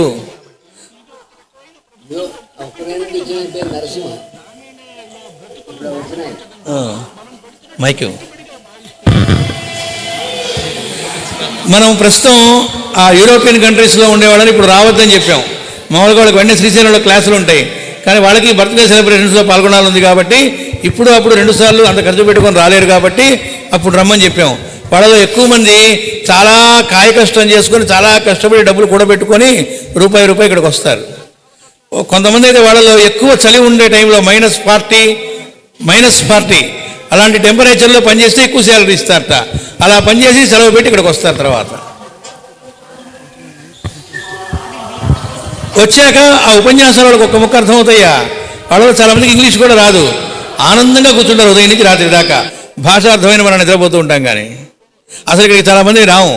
గురు పూజకి వెళ్ళొచ్చామండి అంటారు. ఏం చేసేవారు అంటే రూముల్లో పడుకొని ఎంజాయ్ చేశానండి, అక్కడ బజ్జీలు అవన్నీ బాగుంటాయి, అవన్నీ కొనుక్కొని తిన్నామండి, హోటల్స్ కూడా పని చేసుకొని తిరిగి వచ్చామండి. పిక్నిక్ అన్నమాట మనకి. అంతే తక్కువప్పుడు. అందులో గురు పూజలకి భౌతికంగా రావడం వేరు, గురు పూజలోకి ప్రవేశించడం వేరు. కొంతమంది ఇక్కడికి రాలేకపోవచ్చు. మనసంతా ఇక్కడే ఉండి లైవ్లో కుదిరినప్పుడు అలా చూసుకుంటూ ఆనందపడుతూ ఉంటారు. వాళ్ళు గురు పూజలకు వచ్చినట్లు. ఫిజికల్గా ఇక్కడికి వచ్చి కూడా గురువులకి రానట్లు. ఒకళ్ళు ఇక్కడ కూర్చున్నా మిగతా వాళ్ళకి భంగకరంగా సెల్ ఫోన్ మోగేటట్టు, పెద్దగా పక్క వాళ్ళతో అమలక్కల మాటలు మాట్లాడుతూ ఇలా ఉన్నాం అనుకోండి, గురు పూజలకు వచ్చినా రానట్లే. ఇప్పుడు ఇలా రావద్దన్నా కూడా ఒక ఆయన వచ్చేసాడు. ఆయనకి తెలుగు ఒక్క ముక్క అర్థం కాదు. ఇంగ్లీషు తెలుగే మాట్లాడగలడు కొద్దిగా, అయినా ఇంగ్లీష్ అసలు రాదు ఆయనకి. ఆయన పేరు నరసింహ. ఆయన వచ్చి అలా కూర్చొని మొత్తం చూస్తారు. మీరు గమనించారో లేదో, ముందు 2 రోజులు ఆ బయట గడ్డి పీకడం అనే పనులన్నీ చేశాడు ఆయన. ఖాళీగా ఒక్క క్షణం ఉండరు. ఆయన వాళ్ళ దేశంలో ఎలక్ట్రికల్ ఇంజనీర్గా చేసి రిటైర్ అయ్యాడు. డిప్యూటీ ఎగ్జిక్యూటివ్ ఇంజనీర్గా చేశాడు ఎలక్ట్రిసిటీలో. అది చేసి రిటైర్ అయ్యాడు ఆయన. అంటే ఇప్పుడు మామూలుగా ఆయన చూస్తే అనుకోరు, అంత హై పోస్ట్లో ఉండి ఎలక్ట్రిసిటీ బోర్డులు వాళ్ళ దేశంలో ఉన్నటువంటి ఎలక్ట్రిసిటీ బోర్డులో ఎగ్జిక్యూటివ్ ఇంజనీర్గా చేసి రిటైర్ అయ్యాడు. వాళ్ళ అబ్బాయి అక్కడ రష్యాలో ఉద్యోగంలో సెటిల్ అయిపోయాడు. వాళ్ళ అమ్మాయి పెళ్ళైపోయి ఉన్నారు. ఇతను భార్య క్యాన్సర్ వచ్చి చనిపోయింది.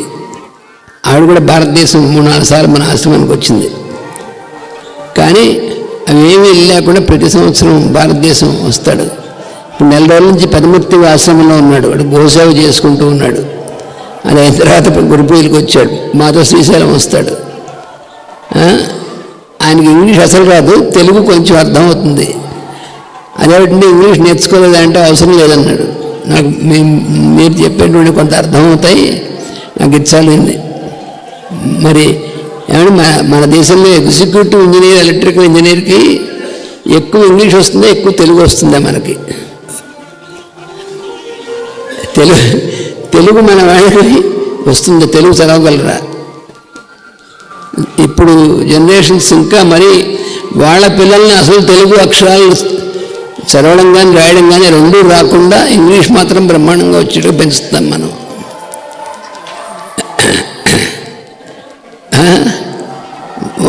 వాళ్ళ దేశంలో ఇంగ్లీష్ అవసరమైనంత నేర్చుకుంటారు. అది కూడా ఎందుకంటే భారతదేశం నుంచి ఇలాంటి దేశాల నుంచి వచ్చిన వాళ్ళు చెప్పినటువంటి ఇంగ్లీష్లో చెప్తారు కాబట్టి వాళ్ళకి అర్థం చేసుకోవడానికి ఆధ్యాత్మికమైనవి అందులో రామాయణం, భారతం, భాగవతం ఇలాంటి చెప్తే అవి మనం ఇంగ్లీష్లో చెప్తాం వాళ్ళకి, కాబట్టి దానికోసం చేస్తున్నారు. కానీ వాళ్ళ భాషలోనే అదేంటంటే మరి సైన్స్ అవన్నీ మరి తెలుగులో ఎలా వస్తాయి? సైన్స్ నేర్చుకోవాలని తెలుగులో ఉండదు కదా, ఇంగ్లీష్ నేర్చుకోవాలని. మరి వాళ్ళ సైన్స్ వాళ్ళ భాషలో నేర్చుకున్నారు వాళ్ళు. ఒక భారతీయుడు, అందులో తెలుగు వాళ్ళు తప్ప ముఖ్యంగాను వాళ్ళు వేరే శాస్త్రాలు కానీ అన్నీ వాళ్ళ భాషలో నేర్చుకుంటారు, ఇంగ్లీష్ నేర్చుకోక్కర్లేదు. అంటే అర్థం ఇంగ్లీష్ నేర్చుకోవడం తప్పని అర్థంగా నేర్చుకోవచ్చు. ఇంగ్లీష్ నేర్చుకున్నప్పటికీ మన భాష, మన తెలుగు, సంస్కృతం ఇవన్నీ పోయి కేవలం ఇంగ్లీష్లో మాత్రం బ్రహ్మాండంగా. పోనీ ఆ ఇంగ్లీషు సరైన ఇంగ్లీష్ వచ్చా అంటే అదేం రాదు. మళ్ళీ అందులో ఇంగ్లీష్ అసలు సరైన పదాలకు సరైన అర్థం తెలుసా అంటే అది తెలియదు మళ్ళీ. అంటే అన్నిటికీ ఏది రాకుండా ఉన్నటువంటి స్థితిలోకి వెళ్తాం మనం. తెలుగు అసలు పూర్తిగా, ఎందుకంటే తెలుగులో మాట్లాడితే చాలా బాగుండదు అని చెప్పి ఫ్యాషన్గా ఉండని తెలుగులో మాట్లాడరు. నేను చాలాసార్లు చాలా దేశాలు తిరిగి చూసాను, కానీ ఆ దేశాలకు వచ్చినటువంటి వాళ్ళు తెలుగుదేశం మన ఆంధ్ర నుంచి వచ్చినటువంటి వాళ్ళు మాత్రం పొరపాటు కూడా వాళ్ళు తెలుగు ఒక్క మాట కూడా మాట్లాడరు. మనం అడిగినా సమాధానం చెప్పరు, అలా ఉంటారు. కానీ మిగతా వాళ్ళు వాళ్ళ భాషలోనే మాట్లాడుకుంటారు. ఒకవేళ వాళ్ళ భాషలో మాట్లాడేటవాడు అంటే వాళ్ళ భాషలో మాట్లాడతారు, వాళ్ళ ఇంగ్లీష్ మాట్లాడరు. ఇవి అక్కడ జరిగేటువంటిది. మన దేశానికి ఆ దేశానికి తేడా ఉన్నటువంటిది. అందుకని ధర్మం శరణం గచ్చామి, ఆ ధర్మ ప్రవర్తనము అనేటువంటిది ఏదైతే ఉందో దాన్ని బుద్ధుడు మళ్ళా మూఢ ఆచారాలుగా, అంటే వేదంలో చెప్పిన వాటికి విరుద్ధంగా తర్వాత వాళ్ళు వేద ఋషులు కాకుండా వేద పండితులు అనేటువంటి వాళ్ళు తప్పుడు వ్యాఖ్యానాలు ఇచ్చి దాన్ని జాతిని తప్పుదోవ పట్టిస్తూ ఉంటే మళ్ళా సరి అయిన వేద ధర్మాన్ని ఆయన ప్రవర్తిలో చేసినటువంటి వాడు గౌతమ బుద్ధుడు. కల్కి అనగా దురాచారములను పాలద్రోలి ధర్మము నెలకొల్పుట. కలియుగంలో ఉండేటువంటి వాటిల్లో దురాచారాల్లో ఒకటేమిటి, మాస్టర్ గారు మనకి పురుషమేధంలో చాలా ఇచ్చారు దీని గురించి. అక్కడ వేద సభలు జరగటము, వాటిల్లో ఈ ఖండన మన్నాదులు లాంటివి రావటము చాలా వివరంగా ఇచ్చారు. అక్కడ కొన్ని చాప్టర్స్ దాని మీద ఉన్నాయి. వాటిల్లో వస్తుంది అదేమిటంటే కృష్ణుడే ప్రశ్నిస్తారు, ఏమనంటే స్త్రీలు వేదము చదవరాదుట. ఇవన్నీ మాస్టర్ గారు చెప్పారు. కలి యొక్క లక్షణం వల్ల ఇలాంటివి వస్తాయిట. మంత్రం అందరికీ ఉపదేశించకూడదుట, గాయత్రి మంత్రం అందరూ చదవకూడదుట, వేదం ఎవరికి పడితే వాళ్ళకి చెప్పకూడదుట. మాస్టర్ గారు అన్నారు అది ఎంత అహంకారము అన్నారు. మరి అందరిలో ఉన్నది పరమాత్మ అయినప్పుడు, అందుకే మాస్టర్ గారు ఏమన్నారంటే నాకు కావాలి అని అడగటమే అర్హత అన్నారు. అది ఎవరికి ఉంటే వాళ్ళందరికీ వేదం నేర్పవచ్చు అని చెప్పారు. ఎవరో ఒక ఆయన వచ్చి ఒక పెద్ద పండితుడు, ఏమండి మీరందరికీ గాయత్రి మంత్రం చెబుతున్నారు, అలా చేయవచ్చునా అన్నట్ట. మనం మానవచ్చునా అని అడిగారట మాస్టర్ గారు. మరి ఆయన రోజు 10 సార్లు కాదు కదా, ఒక్కసారి కూడా గాయత్రి మంత్రం చేయడు. అదేదో వాళ్ళ జేబులో గాయత్రి ఉన్నట్టు, అదేదో వాళ్ళ రైట్ అన్నట్టు, మిగతా వాళ్ళు అదేదో చేయకూడదు అన్నట్లు. ఇవన్నీ ఏమిటంటేట కలి అనేటువంటి వాడు ప్రవేశించి అలా విభజించటి వాళ్ళందరూ కూడా హాయిగా ఒకటిగా ఉండటం లేకుండా చేయడానికి వాడు చేసేటువంటి ఇంద్రజాలము అని చెప్పారు. కలి ఇంద్రజాలము అన్నారు దాన్ని. మాస్టర్ గారు చెబుతారు, పొడి మెతుకుల్లాగా అన్నం మెతుకులు పొడి పొడిగా ఉంటే ఎలా ఉంటుందో అట్లా ఒక చోటనే ఉన్న ఎవడికి వాడుగా ఉండేట్టుగా చేయటమే ఇదిట. ఆ మంత్రజాలంలో వస్తుంది. అక్కడ కొంతమంది వచ్చి కొట్టడానికి హడావుడి చేస్తూ ఉంటారు, కర్రలు తీసుకొని కొట్టడానికి. మొత్తం హడావుడి చేస్తున్న వాళ్ళు 4, చుట్టూ వింత చూస్తున్న వాళ్ళేమో కొన్ని 100 మంది ఉన్నారట. కానీ ఆ 100 మంది 4 చూసి భయపడుతున్నారట. ఎందుకు అంటే వీళ్ళలో అందరిలో ఒకటే ఇది లేదు కాబట్టి, ఇంతమంది ఉన్నా పొడి మెతుకుల్లాగా ఉన్నారు కాబట్టి. అదే కలి యొక్క లక్షణం అన్నారు. కాబట్టి ఒకటిగా ఉండగలగటం, ఒక ఊళ్ళో ఒక సెంటర్లో ఉండేటువంటి వాళ్ళమే ఒకటిగా ఉండడం చేతకానప్పుడు, ఎవరి వర్గం వాళ్ళన్నట్టుగా ఉండి గురువు గారు రాగానే కంప్లైంట్ చేస్తూ వాళ్ళు ఇట్లా వీళ్ళు ఇట్లా అని చెబుతూ ఒక డిస్పెన్సరీలో ఉండే వాళ్ళలోనే పడకుండా ఉన్నప్పుడు, ఒకవేళ గురు పూజ నిర్వహించిన అందులో ఎవరి వర్గం వాళ్ళు ఈ వర్గం నువ్వు పంచుకో, ఆ పంచుడు, ఈ వర్గం వాలంటీర్స్ మేము ఈ బుక్ స్టాల్ మేము చూసుకుంటాం, మా వర్గం మేము ఇది చూస్తాం, మీ వర్గం మీరు వడ్డలు చేసుకోండి. గురువు వచ్చినప్పుడు మా సెంటర్ అండి, మేము బాగా చేసాం కదండి, బాగా జరిగినాయి కదండి, ఆయన నవ్వుతూ చాలా బాగా జరిగినాయి అంటారు. అంటే మనం పైకి ఎంత వేషాలు వేసినా మనం ఏంటో అంటే అది కూడా తెలియదు, కంటికి కనపడేదే ఆయనకి తెలుస్తున్నాడు నేను గురువుగారు ఎలా అవుతారు? మన జాతకాలు అన్ని జన్మలవి తెలుసు వాళ్ళకి. వెయిట్ చేస్తూ ఉంటారు, చూస్తూ ఉంటారు. ఒక్కోసారి ఏం చేస్తాం, మిగతా అప్పుడు కనపడం, గురు పూజలప్పుడు హడావుడి చేసి కనబడి అప్పుడు గురువుగారు చెడుకి ముందంతా మనమే ఉంటే అసలు మొత్తం మునిగి తేలుతూ వీళ్ళే చేస్తున్నాను అన్నట్టుగా అసలు బాగా చేస్తున్న వాళ్ళు కనపడరు కంటికి. ఎప్పుడైనా అంతే. కొంతమంది అద్భుతంగా చేస్తూ ఉంటారు, గుర్తింపు కోరరు, అసలు ఆలోచన ఉండదు. ఇంకోళ్ళని మహా సేవిస్తూ మేము సేవిస్తున్నాం అనే భావన కూడా వాళ్ళకు ఉండదు. చాలా గొప్పవాళ్ళం, మేము ఇంత సేవిస్తున్నాం చూడండి అనేటువంటి థాట్ కూడా వాళ్ళకి రాదు. ఇదిగో అలాంటి వాళ్ళకి సాష్టాంగ నమస్కారం మనం చేయగలిగి, అంటే భౌతికంగా కూడా అతను దడుచుకుంటాడు అనుకుంటే చేయకపోయినా మనసులో చేయగలిగి అక్కడి నుంచి మనం నేర్చుకోవడం అనేటువంటి చేయగలిగితే, అంటే నిన్న చెప్పుకున్నాం కదా, సత్యసాయి బాబు దగ్గరికి ఒక ఊరి వాళ్ళందరూ వెళ్ళారట. మళ్ళీ ఒక్కసారి దాన్ని చెప్తాను, సందర్భం వచ్చింది కాబట్టి.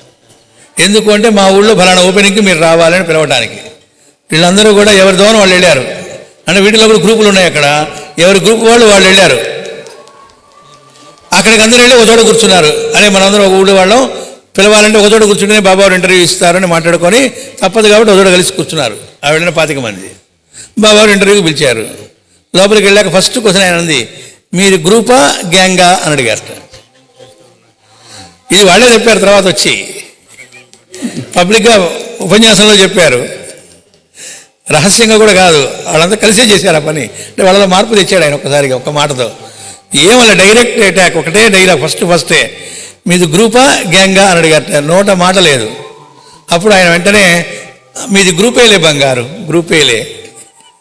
ఒక్కసారిగా వీళ్ళకి ఎక్కడ లోపల క్షణనం కావాలో అది చేస్తారు ఒక్క మాటతో.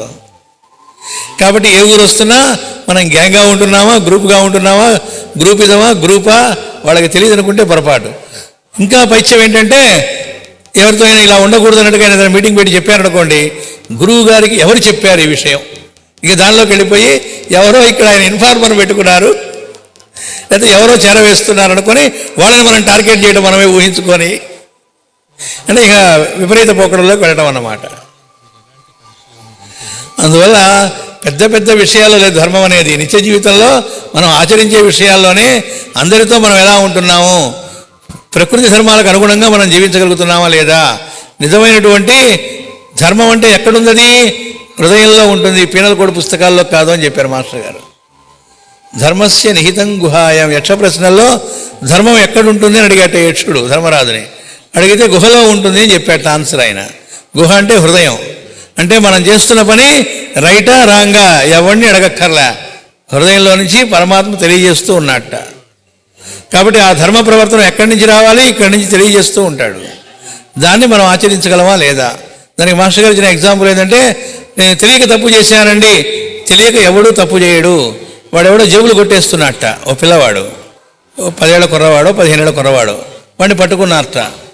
దొంగ దొంగ నలుగురు దెబ్బలేస్తూ ఉంటే, ఆగండి నేనేం చదువుకోలేదు, దొంగతనం నాకు తప్పని తెలియదండి అన్నట్ట. నమ్ముతావా? వాడు నిజంగా చదువుకోలే కాబట్టి వాడికి తెలియదేమో, ఒప్పుకుంటావా? ఎందుకని? అది క్లాస్ పుస్తకాల్లో వచ్చేది కాదు.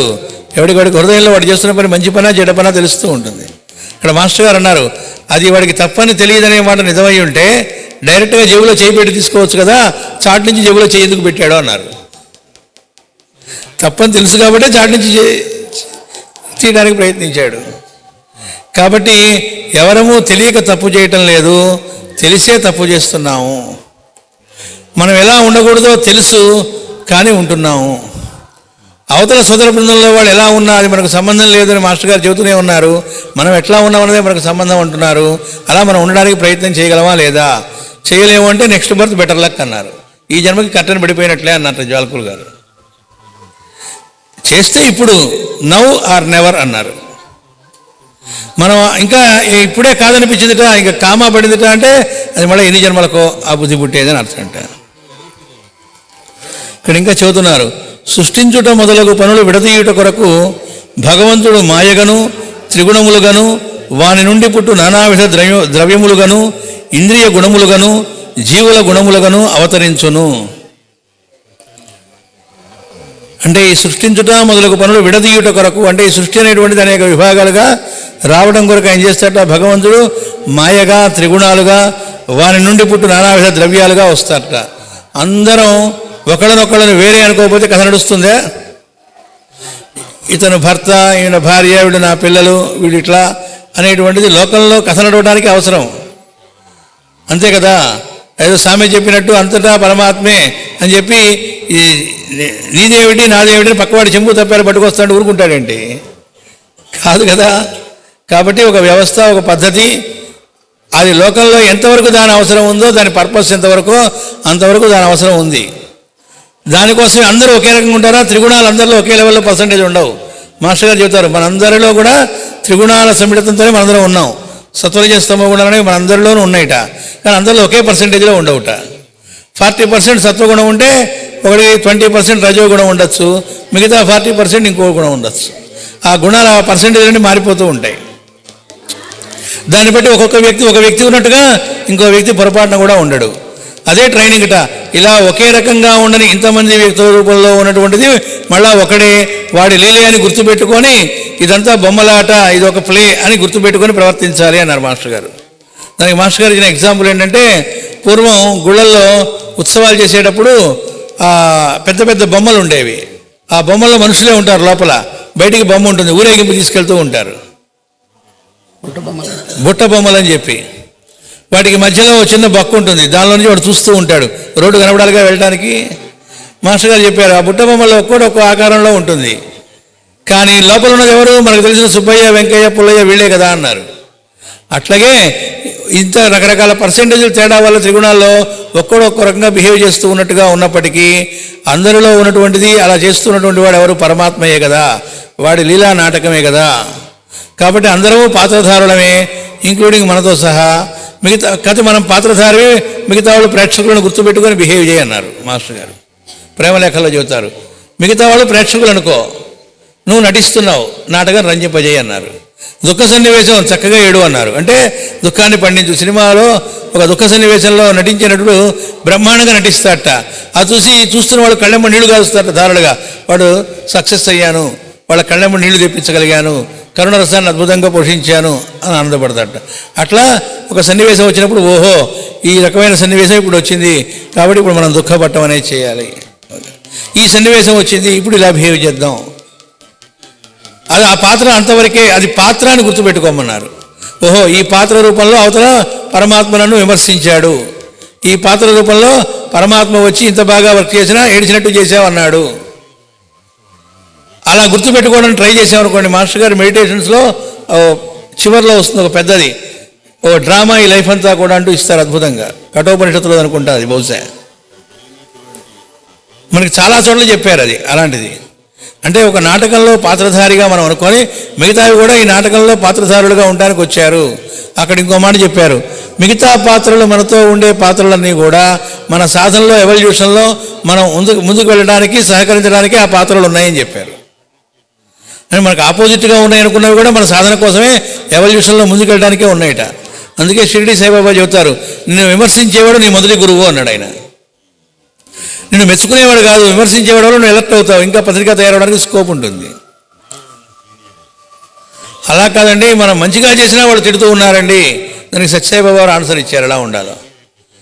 ఆయనకే ఆన్సర్ ఇచ్చారు. ఎవరైనా నన్ను చూసి బట్టతల బాబా అని తిట్టారనుకోండి, నేనేం ఫీల్ అవ్వక్కర్లేదు కదా, ఎందుకంటే నాది బట్టతల కాదు, కాబట్టి అతను అన్నంత మాత్రం నాది బట్టతల కాదు కదా, నాది బుట్టతల, కాబట్టి నేను ఫీల్ అవ్వక్కర్లేదు అన్నాడు ఆయన. నేను ఎవరో వచ్చి బుట్టతల బాబా అన్నారు అనుకోండి, నాది బుట్టతలే కాబట్టి ఉన్న విషయం అన్నాడు అని చెప్పారు. ఎవడైనా ఫుల్ అని నిన్ను తిట్టాడనుకో, నువ్వు ఫుల్ కాదని నీకు తెలుసు అనుకో, ఫీల్ అవ్వక్కర్లేదు, వాడికి తెలియలేదు కాబట్టి ఫుల్ అనుకున్నాడు, నీకు తెలుసుగా నువ్వు ఫుల్ కాదని, కాబట్టి ఎందుకు ఫీల్ అవ్వటం అన్నాడు ఆయన. కాదు నువ్వు నిజంగా ఫుల్ అనుకో, ఉన్నది చెప్పాడుగా, ఇంకా దానికి ఫీల్ అవ్వటం ఎందుకు అన్నారు. ఎట్లా చూసుకున్నా ఫీల్ అవ్వాల్సిన అవసరం లేదు అని. కాబట్టి ప్రతి పాత్ర కూడా మన రససిద్ధి కలిగించడానికే ఉంటాయన్నారు మాస్టర్ గారు ప్రేమలేఖల్లో. ఇంకో మాట చెప్పారు, నారదుడి యొక్క పూర్వజన్మ వృత్తాంతం చెబుతూ ఏమనంటే, ఆయన తల్లి మరణించినప్పుడు చెబుతారు, ఆ పాత్ర యొక్క ఇతని యొక్క ఎవల్యూషన్లో ఆ పాత్ర అవసరం ఎప్పటిదాకా ఉందో అప్పటిదాకా ఆ పాత్ర ఉన్నదిట, ఇంకా అవసరం లేదనుకున్నప్పుడు ఆ పాత్ర కనుమరుగవటం జరుగుతుంది అని చెప్పారు. మనకైనా అంతేట, ఒకళ్ళతో ఉన్నటువంటి కాంటాక్ట్ ఆగిపోతుంది, లేదా ఉన్నటువంటి తల్లిలో తండ్రి ఎవరో మరణిస్తారు అంటే అర్థం ఏమిటి అంటే, ఆ పాత్ర ద్వారా మనకు కావాల్సిన ట్రైనింగ్ కంప్లీట్ అయిందని అర్థం అంట. వాటి కోసమే ఈ పాత్రధారులుగా మిగతా జీవులు మన చుట్టూ చేరుతూ ఉంటారు అన్నారు. కాబట్టి ఇలా వివిధత్వం పెట్టినట్టుగా సృష్టి కథ నడవడం కోసం ఇంతమందిగా ఆయన ఒకడే ఇంతమందిగా అయ్యాడు. సృష్టి అనే నాటకం నడపడం కోసం త్రిగుణములుగా, వివిధ ద్రవ్యాలుగా, ఇంద్రియ గుణములుగా, జీవుల గుణములుగాను అవతరించును. అందు సృష్టి చేయనప్పుడు తపస్సుగాను, నేనను ప్రజ్ఞగను, ఋషిగణములుగాను, 9 మంది ప్రజాపతులుగాను అవతరించును. ఇందులో సృష్టి అనేది చేస్తూ ఉన్నప్పుడు ఆయన ఎన్ని రకాలుగా విభాగం చెందేట అంటే తపస్సుగాను, ఎందుకంటే తప అనేటువంటి దాంతోనే మొదలైంది కథ. బ్రహ్మదేవుడు తాను ఉన్నానని తెలుసుకున్నాడు. ఏం చెయ్యాలి అనుకున్నప్పుడు ఆయనకు ఉన్నట్టుండి తప అని తట్టింపజేశాడు పరమాత్మ. ఆ తపించడం వల్ల, దానివల్ల ఫైరీ ఆస్పిరేషన్ అంటారు, దానివల్ల ఆయనకి తపన చెందాడు. అప్పుడు తపస్సు అనేది మొదలుపెట్టాట. తనలో నుంచి ఆన్సర్ వచ్చింది తప్ప తప అని. నీళ్ళల్లో నుంచి అంటారు, ఆకాశ జలం అది, అంటే ఫిజికల్ది కాదు, హృదయాకాశంలో నుంచి. దాంతో ఆయన తపస్సు మొదలుపెట్టాడు. ఏమని తపస్సు? నేనేమి చెయ్యాలి, నా కర్తవ్యం ఏమిటి అని. కాబట్టే పరమాత్మ సాక్షాత్కారం కలిగిందిట. ఆయన అనుగ్రహిస్తూ అంటాడు బ్రహ్మదేవుణ్ణి, నువ్వు నీకోసం కాకుండా నా కర్తవ్యం ఏమిటి, నేనేం చేయాలని రెడీగా ఉన్నావు కనుక నీకు నేను సాక్షాత్కరించాను, నువ్వు చేసిన తపస్సును బట్టి కాదు అని చెబుతాడు అక్కడ. దీంతోటి వాడికి తపస్సు చేసావని కాదు, ఇతరులు నా కర్తవ్యం ఏమిటి, ఏం చేద్దామని అనుకున్నావు కాబట్టి నీకు నేను సాక్షాత్కరించా. నాకు చాలా ముచ్చటేసింది, నీకోసం ఏం కోరుకోలేదు. ఇలా కోరుకున్న వాళ్ళు, కోరుకోకుండా ఉన్నవాళ్ళని నాకు చాలా ఇష్టం, నీకేం కావాలో కోరుకో అన్నట్టు. అప్పుడే అన్న డైలాగ్ ఏంటి, కోరికలు కోరని వాళ్ళంటే నాకెంతో ఇష్టం, నీకేం కావాలో కోరుకో అన్నాడు. అంటే మళ్ళీ బోల్తా పడతాడా లేదా చూద్దామనట. అప్పుడు ఆయన అన్నట్టు, అయ్యా నా కర్తవ్యం సృష్టి చేయడం అని చెప్పారు, కానీ సృష్టి చేస్తూ ఉన్నప్పుడు పొరపాటున నేను సృష్టి చేస్తున్నాను అనే అహంకారం నాకు రావచ్చు. అలా రాకుండా నా ద్వారా నువ్వే ఈ పని చేస్తూ ఉన్నావు, నేను ఇన్స్ట్రుమెంట్ అని నన్ను ఉండేట్టుగా నన్ను అనుగ్రహించు అన్నట్ట. అప్పుడు ఆయన అన్నట్ట, ఎప్పటిదాకా నన్ను స్మరిస్తూ ఉంటావో అప్పటిదాకా నీకు అది ఉంటుంది. మెరుగ పెట్టాడు అక్కడ కూడా కండిషను, గ్రాంటెడ్ అల్లే. ఎప్పటిదాకా నువ్వు నన్ను స్మరిస్తూ ఉంటావు అంటే జీవుల రూపంలో వస్తున్నది కూడా పరమాత్మే. నేను ఒక ఇన్స్ట్రుమెంట్ని గుర్తుపెట్టుకుంటావో అప్పటిదాకా నీకు ఆ స్థితి ఉంటుంది అన్నాడు. అని అప్పటి నుంచి ఇప్పటికీ అదే సాధన అందరికీ ఉపదేశించబడిందిట. అందుకని మొదటి భాగవతుడు బ్రహ్మ అన్నారు.